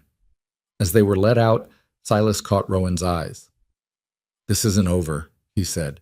"Even in prison, I have reach." "You have nothing." Rowan's voice was flat. "You took everything from me. My family, my home, years of my life, but I'm still standing, and you're in chains. So, no, Uncle. This is over. You just haven't figured that out yet." She turned away before he could respond. Didn't watch as the wagon rolled off toward the territorial prison. Didn't care what happened to him next. Cole found her sitting on the boarding house steps as dawn broke. The sky was turning pink and gold, washing away the night's violence with clean light. "Can't sleep?" he asked. "Don't want to. Afraid I'll wake up and this will all be a dream." She looked at him. "Is it real? Are they actually gone?" "They're gone. Locked up, facing federal charges. Hendrix says the prosecutor is confident of conviction." Cole sat beside her, moving stiff. "We did it, Rowan. We actually did it. We almost died doing it." "But we didn't. That counts for something." They sat in silence for a while, watching the town wake up. People emerged cautiously, assessing damage, spreading news. The Red Crown was a wreck, but everything else had survived. Already Rowan could hear hammering as someone started repairs. "What happens now?" she asked. "Now we go back to your ranch. File the paperwork to reclaim your land. Start rebuilding." Cole paused. "That is if you still want a partner." Rowan thought about the question he'd asked before the fight, about whether she wanted him to stay or leave once the dust settled. She thought about the empty barn, the silent nights, the long winter she'd survived alone. "I want a partner," she said. "Not someone to rescue me or take over. A real partner. Someone who works beside me, not for me. I can do that. And I want it in writing. Legal partnership, equal shares, both our names on everything." Cole smiled. "I wouldn't have it any other way." "Then yes. Stay. Help me build something that lasts." They shook on it there on the boarding house steps as the sun rose over Black Hollow. It wasn't romantic. Wasn't a perfect moment. They were both exhausted and hurt and probably going to argue about 1,000 details once they started actually working together. But it was real. And real was better than any dream Rowan could have imagined. Mrs. Garrett appeared with coffee and news. Town meeting's been moved up to this afternoon. People want to talk about new leadership, new laws, cleaning up the corruption. They're asking if you'll speak. Rowan looked at Cole. He shrugged. Your town, your choice. Our town now, she corrected. If we're partners, we're in this together. She turned to Mrs. Garrett. Tell them we'll be there. The meeting was held in the schoolhouse, packed with people who'd been too scared to speak up before. Now, with Silas gone and federal law backing them, courage found its voice. They elected a new constable, established new gambling rules, started talking about incorporation and real government. When Rowan stood to speak, she kept it simple. Told them what Silas had done to her family, what Cole had survived from his brother, how corruption had nearly destroyed them both, and how, working together, with people like Mae Vesper and Mrs. Garrett and even Hendricks, they'd found a way to fight back that actually worked. I'm not saying it'll be easy, she finished. Building something real never is. But it's possible. We proved that. Now we have to keep proving it, every day, until this territory is the kind of place where justice means something and hard work matters more than bought influence. The applause was tentative at first, then growing. Not everyone believed. Not everyone would help. But enough did. Enough to matter. That evening, riding back toward the ranch with Cole beside her and dawn approaching, Rowan felt something she hadn't felt in months. Hope. Not the dangerous kind that made you vulnerable, but the earned kind. The kind built on action and proof and people standing together. The ranch would still be a wreck when they got there. The barn would still need work. The house would still need rebuilding. Winter would still come and bring its own challenges. But this time, she wouldn't face it alone. This time she had a partner, had allies, had a future that looked like more than just survival. As they crested the final ridge and saw the burned land spread below them in the pre-dawn light, Cole spoke quietly. We're going to need help, real help. Mae's crew for the heavy work, Carson for supplies and contacts, maybe even hire some hands once we get the operation running. That'll take money. I still have some. Not as much as before Marcus got his hands on my assets, but enough to start. And your land is valuable once it's worked properly. He looked at her. We can do this. Build something that matters. I know we can, Rowan urged Ember forward. Let's go home. They rode down together as the sun rose, two people who'd survived the worst the frontier could throw at them and came out the other side not broken, but stronger. The land waited, hard and unforgiving as always, but no longer empty. No longer cursed, just waiting for someone stubborn enough to make it bloom. The ranch looked worse in full daylight than it had in Rowan's memory. Maybe because hope made you see things clearer, stripped away the protective fog of survival mode. The house was still just charred beams and a chimney. The barn still sagged on one side where winter had tested its joints. The fields were overgrown with scrub that would take months to clear. Cole dismounted slowly, favoring his injured side. He walked the perimeter in silence while Rowan tended to the horses. When he came back, his expression was thoughtful rather than discouraged. It's bad, he said, but I've seen worse rebuilt into something functional. Functional isn't exactly inspiring. Functional is where everything good starts. You build functional first, then you build beautiful. He pulled out a notebook, started sketching. House goes back where it was, but bigger. 2 stories, proper foundation. Barn needs to be torn down and started fresh. That lean is only going to get worse. We'll need a bunkhouse if we're hiring hands, storage buildings for equipment and feed, a proper well instead of hauling from the creek. Rowan watched him plan, pencil moving fast across paper. It was strange seeing her land through his eyes, not as a graveyard of what was lost, but as potential for what could be built. That's going to cost more than you have, she said. Initial investment, yes, but Carson's already agreed to extend credit on supplies. Mae's crew will work for fair wages plus a percentage of first-year profits. And once we file the official claim and get the federal paperwork through, we can leverage the land value for additional loans. He looked up from his notebook. It won't be fast, but it's possible. How long? How? 2 years to get fully operational. Maybe 3 to turn actual profit. He saw her expression. I know that sounds like forever, but building something that lasts takes time. The question is whether you're willing to put in that time. Rowan thought about the winter she'd survived alone, about the months of just trying to make it to tomorrow. 2 years of actual building instead of barely surviving sounded almost easy by comparison. "I'm willing," she said, "as long as we're clear that this is partnership, not charity. Equal shares, equal say, both names on the deed. We already agreed." Cole held out his hand. "Partners?" "Partners." They shook on it again, making it real. Then they got to work. The first week was demolition.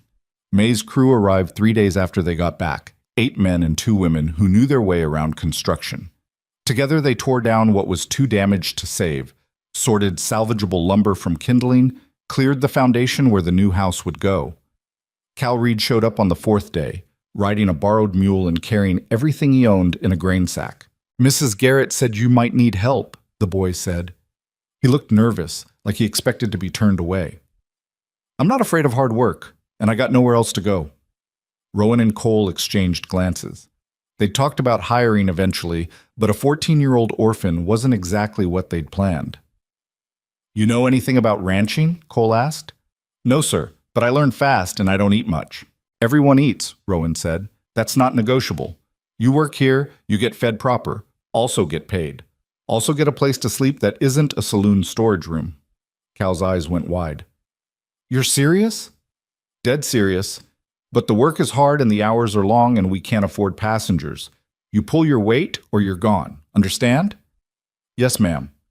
"Don't call me ma'am. Makes me feel old. Just Rowan." She looked at Cole. "He can bunk in the barn until we get the bunkhouse built." "Works for me." Cole turned to Cal. "You ever handle livestock?" "Chickens, mostly, and I mucked stalls at the livery sometimes." "Then you start with the horses. Rowan will show you what needs doing." Cal practically vibrated with eagerness. As Rowan led him toward where Ember was picketed, she heard him whisper, "I got a job, a real job." Something in her chest hurt. She remembered being 14 after her mother died, desperate to be useful so her father wouldn't send her away. Remembered that fear of having nowhere to belong. "You got more than a job," she told him. "You got a place, long as you want it." Cal looked at her like she'd handed him the world. "I won't let you down." "I know you won't." The work consumed them. Dawn to dusk, sometimes beyond. Rowan's hands, already calloused from winter, developed new layers of toughness. Her back ached constantly. She fell into bed each night too tired to dream. But it was different from survival work. This was building towards something. Every post set, every board nailed, every stone laid for the foundation was progress you could see and touch. The land was changing under their hands, transforming from battlefield to home. Cole worked beside them despite his healing wound. The first time Rowan caught him hauling timber he shouldn't be lifting, she confronted him. "You're going to hurt yourself." "I'm fine." "You're bleeding through your shirt." He looked down, saw the red stain spreading across his side. "That's probably not good." "Sit down before you fall down." Again. She re-stitched him in the barn while Cal held the lamp and tried not to look queasy. Cole bore it without complaint, though she could see the pain in the white lines around his mouth. "You're supposed to be the smart one," she said, tying off the thread. "Smart people don't tear their stitches hauling lumber." Smart people also don't rebuild ranches with a skeleton crew and minimal funding. Yet, here we are. That's different. How? Because the ranch is worth it. You injuring yourself isn't. Cole caught her wrist, gentle. The ranch is worth it because you're building it. That makes you worth protecting, even from my own stupidity. Rowan felt her face heat. That doesn't make sense. Doesn't have to make sense, just has to be true. He let go, leaned back against the hay bale. I'll be more careful, but I'm not sitting idle while everyone else works. Then stick to planning and paperwork. You're better at that anyway. Was that almost a compliment? Don't let it go to your head. But she made sure he ate more at meals after that, and didn't assign him the heavy lifting. Cole noticed but didn't comment, just shifted his focus to the things he could do, managing supplies, coordinating with Carson on equipment deliveries, handling the legal paperwork that seemed to multiply daily. 6 weeks in, Deputy Marshal Hendricks visited with news. Marcus and Silas had both been convicted on federal fraud charges. Marcus got 8 years. Silas got 12, with additional charges pending for the murder investigation into Frank Garrett's death. They're appealing, Hendricks said, but the convictions will stand. Federal prosecutor built an airtight case. He handed Cole a stack of papers. Also, the territorial court reversed Marcus's guardianship claim. Your assets are fully restored. You're free to access everything he froze. Cole stared at the papers like they might vanish. Everything? Everything. The Triple Cross operation, your mining investments, the cattle contracts, all of it. Hendricks paused. You're a wealthy man again, Mr. Ashford. If you wanted to leave, rebuild your empire elsewhere, nothing's stopping you. Cole looked at Rowan. She kept her face neutral, but her stomach had gone tight. This was it. The moment he could walk away from this hard life, go back to being the cattle baron with resources and influence. I appreciate you letting me know, Marshal, Cole said, but I'm exactly where I want to be. Relief flooded through Rowan so strongly she had to sit down. Hendricks raised an eyebrow. You're choosing a half-built ranch over established operations worth 10 times as much? I'm choosing partnership over empire. Turns out empire building is lonelier than it looks. Cole set the papers aside. I'll access enough to accelerate construction here and settle some old debts. The rest can stay invested. I'm not interested in running a territory anymore. After Hendricks left, Rowan found Cole on the hill by the graves. He was staring at the sunset, lost in thought. You meant that? She asked. About staying? Every word. But you could have everything back. The life you built before Marcus. The life I built before was hollow. Big ranches, profitable contracts, people who respected my money but not necessarily me. He turned to face her. Here, I'm building something that matters. With someone who sees me, not my bank account. Why would I give that up? Because it's hard. Because we might fail. Because... She stopped, frustrated with herself. Because I don't understand why you'd choose this over easy. Easy is overrated, and we're not going to fail. His voice was certain. But even if we did, I'd rather fail at something meaningful than succeed at something empty. Rowan didn't have words for what she felt. So she just stood beside him as the sun set, two people who'd chosen the hard road because it led somewhere worth going. The house went up over the summer. 2 stories like Cole had drawn, with a wide porch and real glass windows. Not fancy, but solid. Built to last. The day they nailed the last shingle, May's crew celebrated with whiskey and songs that were mostly inappropriate but completely heartfelt. Cal had grown 3 inches and put on muscle from the work. He could handle a team of horses now, repair fence without supervision, and had opinions about cattle breeds that he'd argue with anyone who'd listen. Watching him bloom from scared orphan to confident young man made Rowan think about second chances. About how the frontier took so much, but sometimes, if you fought hard enough, gave back. By autumn, they had the basics operational. Barn rebuilt and stocked. Bunkhouse finished and occupied by 4 hired hands May had recommended. Fencing complete around the grazing land. Cattle purchased with Cole's restored funds. 50 head to start, good breeding stock that would multiply if they managed it right. The first drive-through came in October. Drovers heading south for winter, 100 head of cattle that needed overnight grazing and fresh water. Rowan charged them fair rates, and they paid without complaint, grateful for the convenience. When they left the next morning, she counted the money 3 times to make sure it was real. We just made profit, she told Cole, disbelieving. First of many. He was grinning like a fool.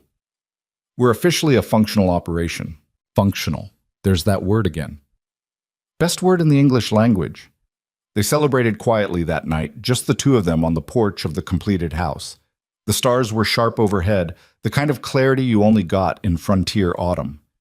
In the distance, the cattle moved in their pens, a sound that meant security and future. Can I ask you something? Rowan said. Always? Why me? Really? Not the practiced answer about courage and refusal to quit. The real reason you stayed. Cole was quiet for a long time. You want the truth? Always. Because when I was bleeding in your barn, convinced I was dying, you treated me like a person instead of a problem. You didn't see wealth or status or potential use. You just saw someone who needed help. He looked at her. My whole life, people saw what I could give them. Money, connections, opportunity. But you saw me. Just me. Broken and scared and trying not to die. And you helped anyway. That's just basic decency. It's rarer than you think. His hand found hers in the darkness. You gave me something I'd lost. A reason to trust people again. to believe partnership could be real instead of transactional. I stayed because here, with you, I'm not a resource to be used. I'm just coal. And that's worth more than any empire. Rowan's throat was tight. I'm not good at this, at saying what I feel. You don't have to say it. You show it every day. He squeezed her hand. The way you make sure I eat. The way you redistribute work when someone's struggling. The way you've given Cal a future he never thought he'd have. That's worth more than any words. She leaned against his shoulder, letting herself have this moment of peace. Tomorrow would bring more work, more challenges, more frontier hardness. But tonight, she could just be, with someone who saw her and stayed anyway. Winter came hard that year. The first snow fell in November, and by December they were buried under 4 feet of white. But this time, Rowan had a warm house, stocked supplies, and people around her. The cold was just weather, not a threat. They spent the winter months planning. Cole drew up expansion ideas while Rowan calculated costs. They argued about priorities. Cole wanted a trading post to serve passing drovers. Rowan wanted to invest in more breeding stock. Eventually, they compromised on both, scaling each down to affordable. Cal spent evenings learning to read better. Turned out the boy was sharp when given the chance. He devoured books on animal husbandry and land management, asked questions that showed real understanding. By spring, he was managing the livestock better than some men twice his age. You ever think about the future? Rowan asked Cole one February night. Long term, what this place becomes? All the time. He set down his pencil. I think it becomes a hub, not just a ranch, but a community center. The trading post serves travelers. We help new homesteaders get established. Maybe start a school eventually, give frontier kids a chance at education. That's ambitious.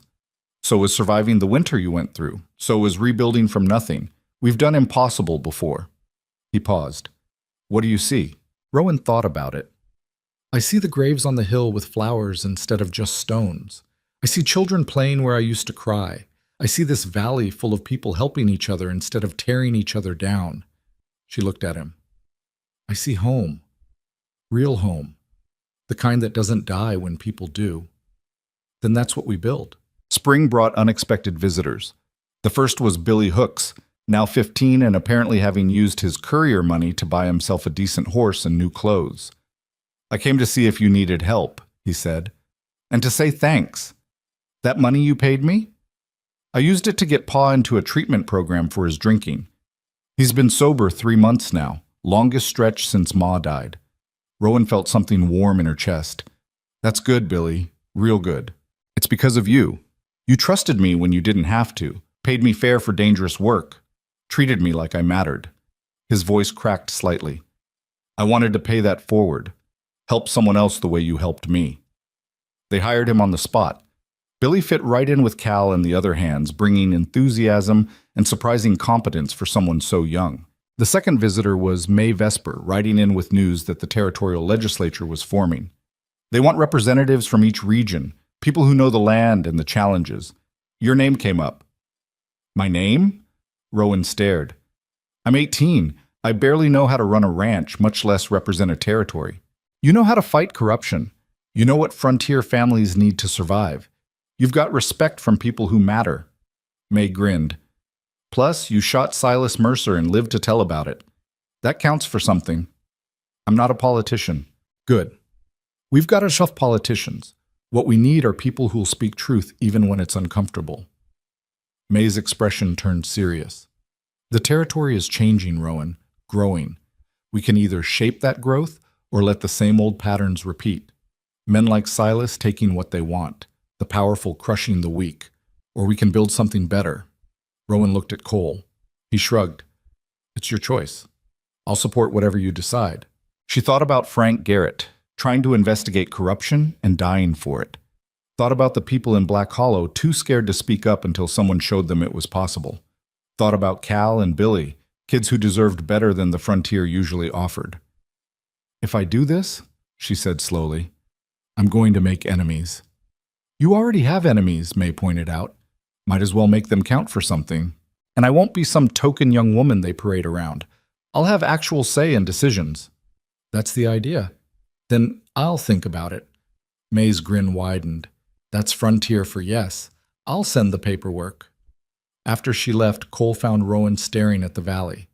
"You're going to do it, aren't you?" "Maybe. If I can figure out how to run a ranch and represent a territory simultaneously. Same way we've done everything else. Together. Division of labor." He moved beside her.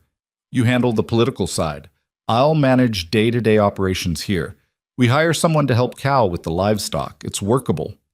"You'd really do that? Let me go off to territorial meetings while you stay here doing the hard work?" "The hard work is making sure frontier families have voices in government. That kids like Cal get fair chances. That women like you aren't told they're too young or too female to matter." His voice was firm. "If you can do that, I can absolutely handle cattle and fencing. Not even a question." Rowan kissed him.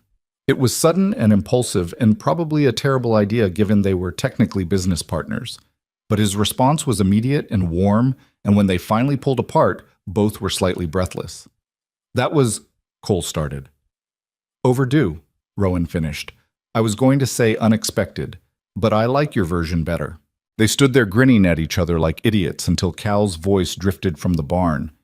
"Are you two going to help with the evening feed or just stand there looking at each other?" "Both," Rowan called back. She grabbed Cole's hand. "Come on, partner. Work doesn't stop just because we're figuring things out." Best kind of work there is. The territorial appointment came through in April. Rowan traveled to the capital once a month, bringing frontier perspectives to discussions about water rights, homestead requirements, and territorial development. She fought for better schools, fairer land claims, and protections for small operations against larger syndicates. Not everyone liked her. Old guard politicians dismissed her as too young, too inexperienced, too idealistic. But enough people listened. Enough votes went her way. Slowly, policy started shifting towards supporting families instead of just corporations. At home, the ranch thrived. Cole expanded the trading post into a full supply depot. Travelers could buy provisions, rent grazing, even stay overnight in the bunkhouse for reasonable rates. Word spread. Traffic increased. Revenue grew. By their second year of operation, they were profitable enough to hire 10 full-time hands and start helping neighboring homesteaders with equipment loans and advice. The valley was filling up with people who'd heard about the ranch that helped folks instead of exploiting them. One evening in late summer, sitting on the porch after a long day, Cole said quietly, "We did it." "Did what?" "Built something that matters. Something that lasts." He gestured at the valley. "Look at it. 5 houses where there used to be none. Children playing, fields planted, people helping each other. This is what winning looks like." Rowan looked at the valley through his eyes. He was right. The burned ranch was gone, replaced by something alive and growing. The girl who'd crawled from the rubble was gone too, replaced by someone stronger and surer. "You know what I think about sometimes," she said. "I think about the night my uncle left me to die. How certain he was that I'd disappear, that the frontier would swallow me and nobody would remember." She smiled. "He was wrong. I didn't disappear. I became something he never imagined, and now he's the one nobody remembers." Justice comes in strange forms. "Yeah, it does." She looked at Cole. "Thank you. For staying. For believing this was worth building. Thank you for giving me something worth staying for." They married that autumn in a ceremony that was more party than formality. May officiated, Cal stood as witness, and half the valley showed up to celebrate.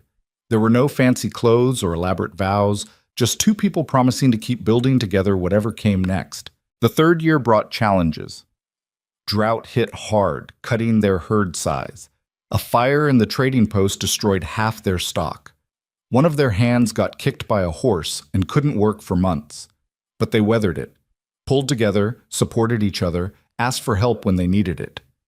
The valley community they'd helped build returned the favor, bringing supplies and labor when the ranch needed it most. Rowan learned that strength wasn't about never falling. It was about getting back up, and it was easier to get back up when people were there to help. In year 4, she gave birth to a daughter. They named her Clara, after Rowan's mother. The baby was loud and demanding and completely disrupted every routine they'd established. Rowan had never been happier. Cole proved surprisingly good with infants, pacing the porch at midnight with Clara on his shoulder, singing off-key lullabies that somehow worked. Watching him be gentle with their daughter made Rowan fall in love with him all over again. "Cal, now 18 and running most of the daily operations, treated Clara like a little sister. He'd ride out to check fences with the baby strapped to his back, talking to her about cattle and weather like she understood. When Rowan worried it was too much responsibility, he just shrugged. "You gave me a family when I had nothing," he said. "Least I can do is help raise the next generation right." By year 5, the ranch, which they'd officially named Stillwater Hollow after the creek that sustained it, was a landmark. People traveled specifically to see the operation run by the girl who'd survived Silas Mercer and the cattle baron who'd chosen partnership over empire. But the real success wasn't the numbers or the reputation. It was the kids playing in fields that had been empty. It was the families homesteading with support instead of exploitation. It was the territorial laws protecting small operations from being swallowed by syndicates. It was proof that you could take the worst the frontier threw at you and build something better from the wreckage. One spring morning, Rowan took Clara up to the graves on the hill. The girl was 3 now, asking endless questions about everything. "Who's here, Mama?" "Your grandmother, your uncle, your grandfather." Rowan knelt by the stones, which she'd replaced with proper markers. "People who came before us, who made mistakes and did their best and didn't get to see what we built." "Are they sad?" "I don't think so. I think they'd be proud." She looked at her daughter. "We turned their endings into our beginning. That's worth something." Clara considered this with the seriousness only a 3-year-old could muster. "Can I put flowers?" "Always." They placed wildflowers on each grave, a ritual Rowan had started years ago. When they walked back down the hill, Cole was waiting with Billy and Cal, discussing plans for the new barn they were building. "Everything good?" Cole asked. "Everything's perfect." And it was. Not because everything was easy or smooth or without challenge, but because it was real, built on honesty and hard work and people choosing each other day after day. That evening, as sunset painted the valley in gold and red, the family gathered on the porch. Clara played with wooden animals Cal had carved. Cole reviewed accounts while Rowan sketched ideas for the school building they were planning. Billy and Cal argued about horses with the comfortable familiarity of brothers. The frontier still had its hardness. Winter would still come, challenges would still arise, but they'd face them together. This family built from survival and choice and stubborn refusal to let cruelty win. "What are you thinking about?" Cole asked, noticing Rowan's distant expression. "About how far we've come. About the girl I was. Alone in that barn, convinced she'd die there." She looked at him, at Clara, at the valley stretching into twilight. About how sometimes the worst things lead to the best things, if you're brave enough to keep building. "You were always brave enough." "No, I was just too stubborn to quit." "There's a difference." She smiled. "But stubbornness counts for a lot out here. It counts for everything." They sat in comfortable silence as darkness fell, lights beginning to glow in the scattered houses across the valley. Each light was a family, a story, a future being built from frontier hardness and human determination. Rowan thought about the burned ranch, the winter of survival, the violence that could have destroyed them. Thought about Silas rotting in prison, Marcus stripped of everything he'd stolen, the corruption they'd helped expose and dismantle. Justice wasn't always immediate. Sometimes it took years. Sometimes it came in forms you didn't expect. But it came. And more importantly, it left space for something better to grow. The land no longer trembled under the weight of fear and corruption. It held steady, supporting families and futures and the kind of life worth fighting for. Rowan Mercer, now Rowan Ashford, though she still used both names depending on which made the point better, had started as a girl buried by winter. Had clawed her way to survival, then to strength, then to something beyond either.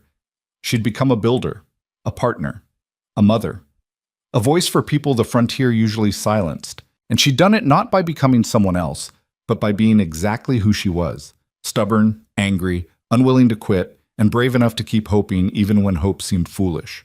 Cole had been right about one thing. Money was just a tool. Could build or destroy depending on who held it. Together, they'd chosen to build.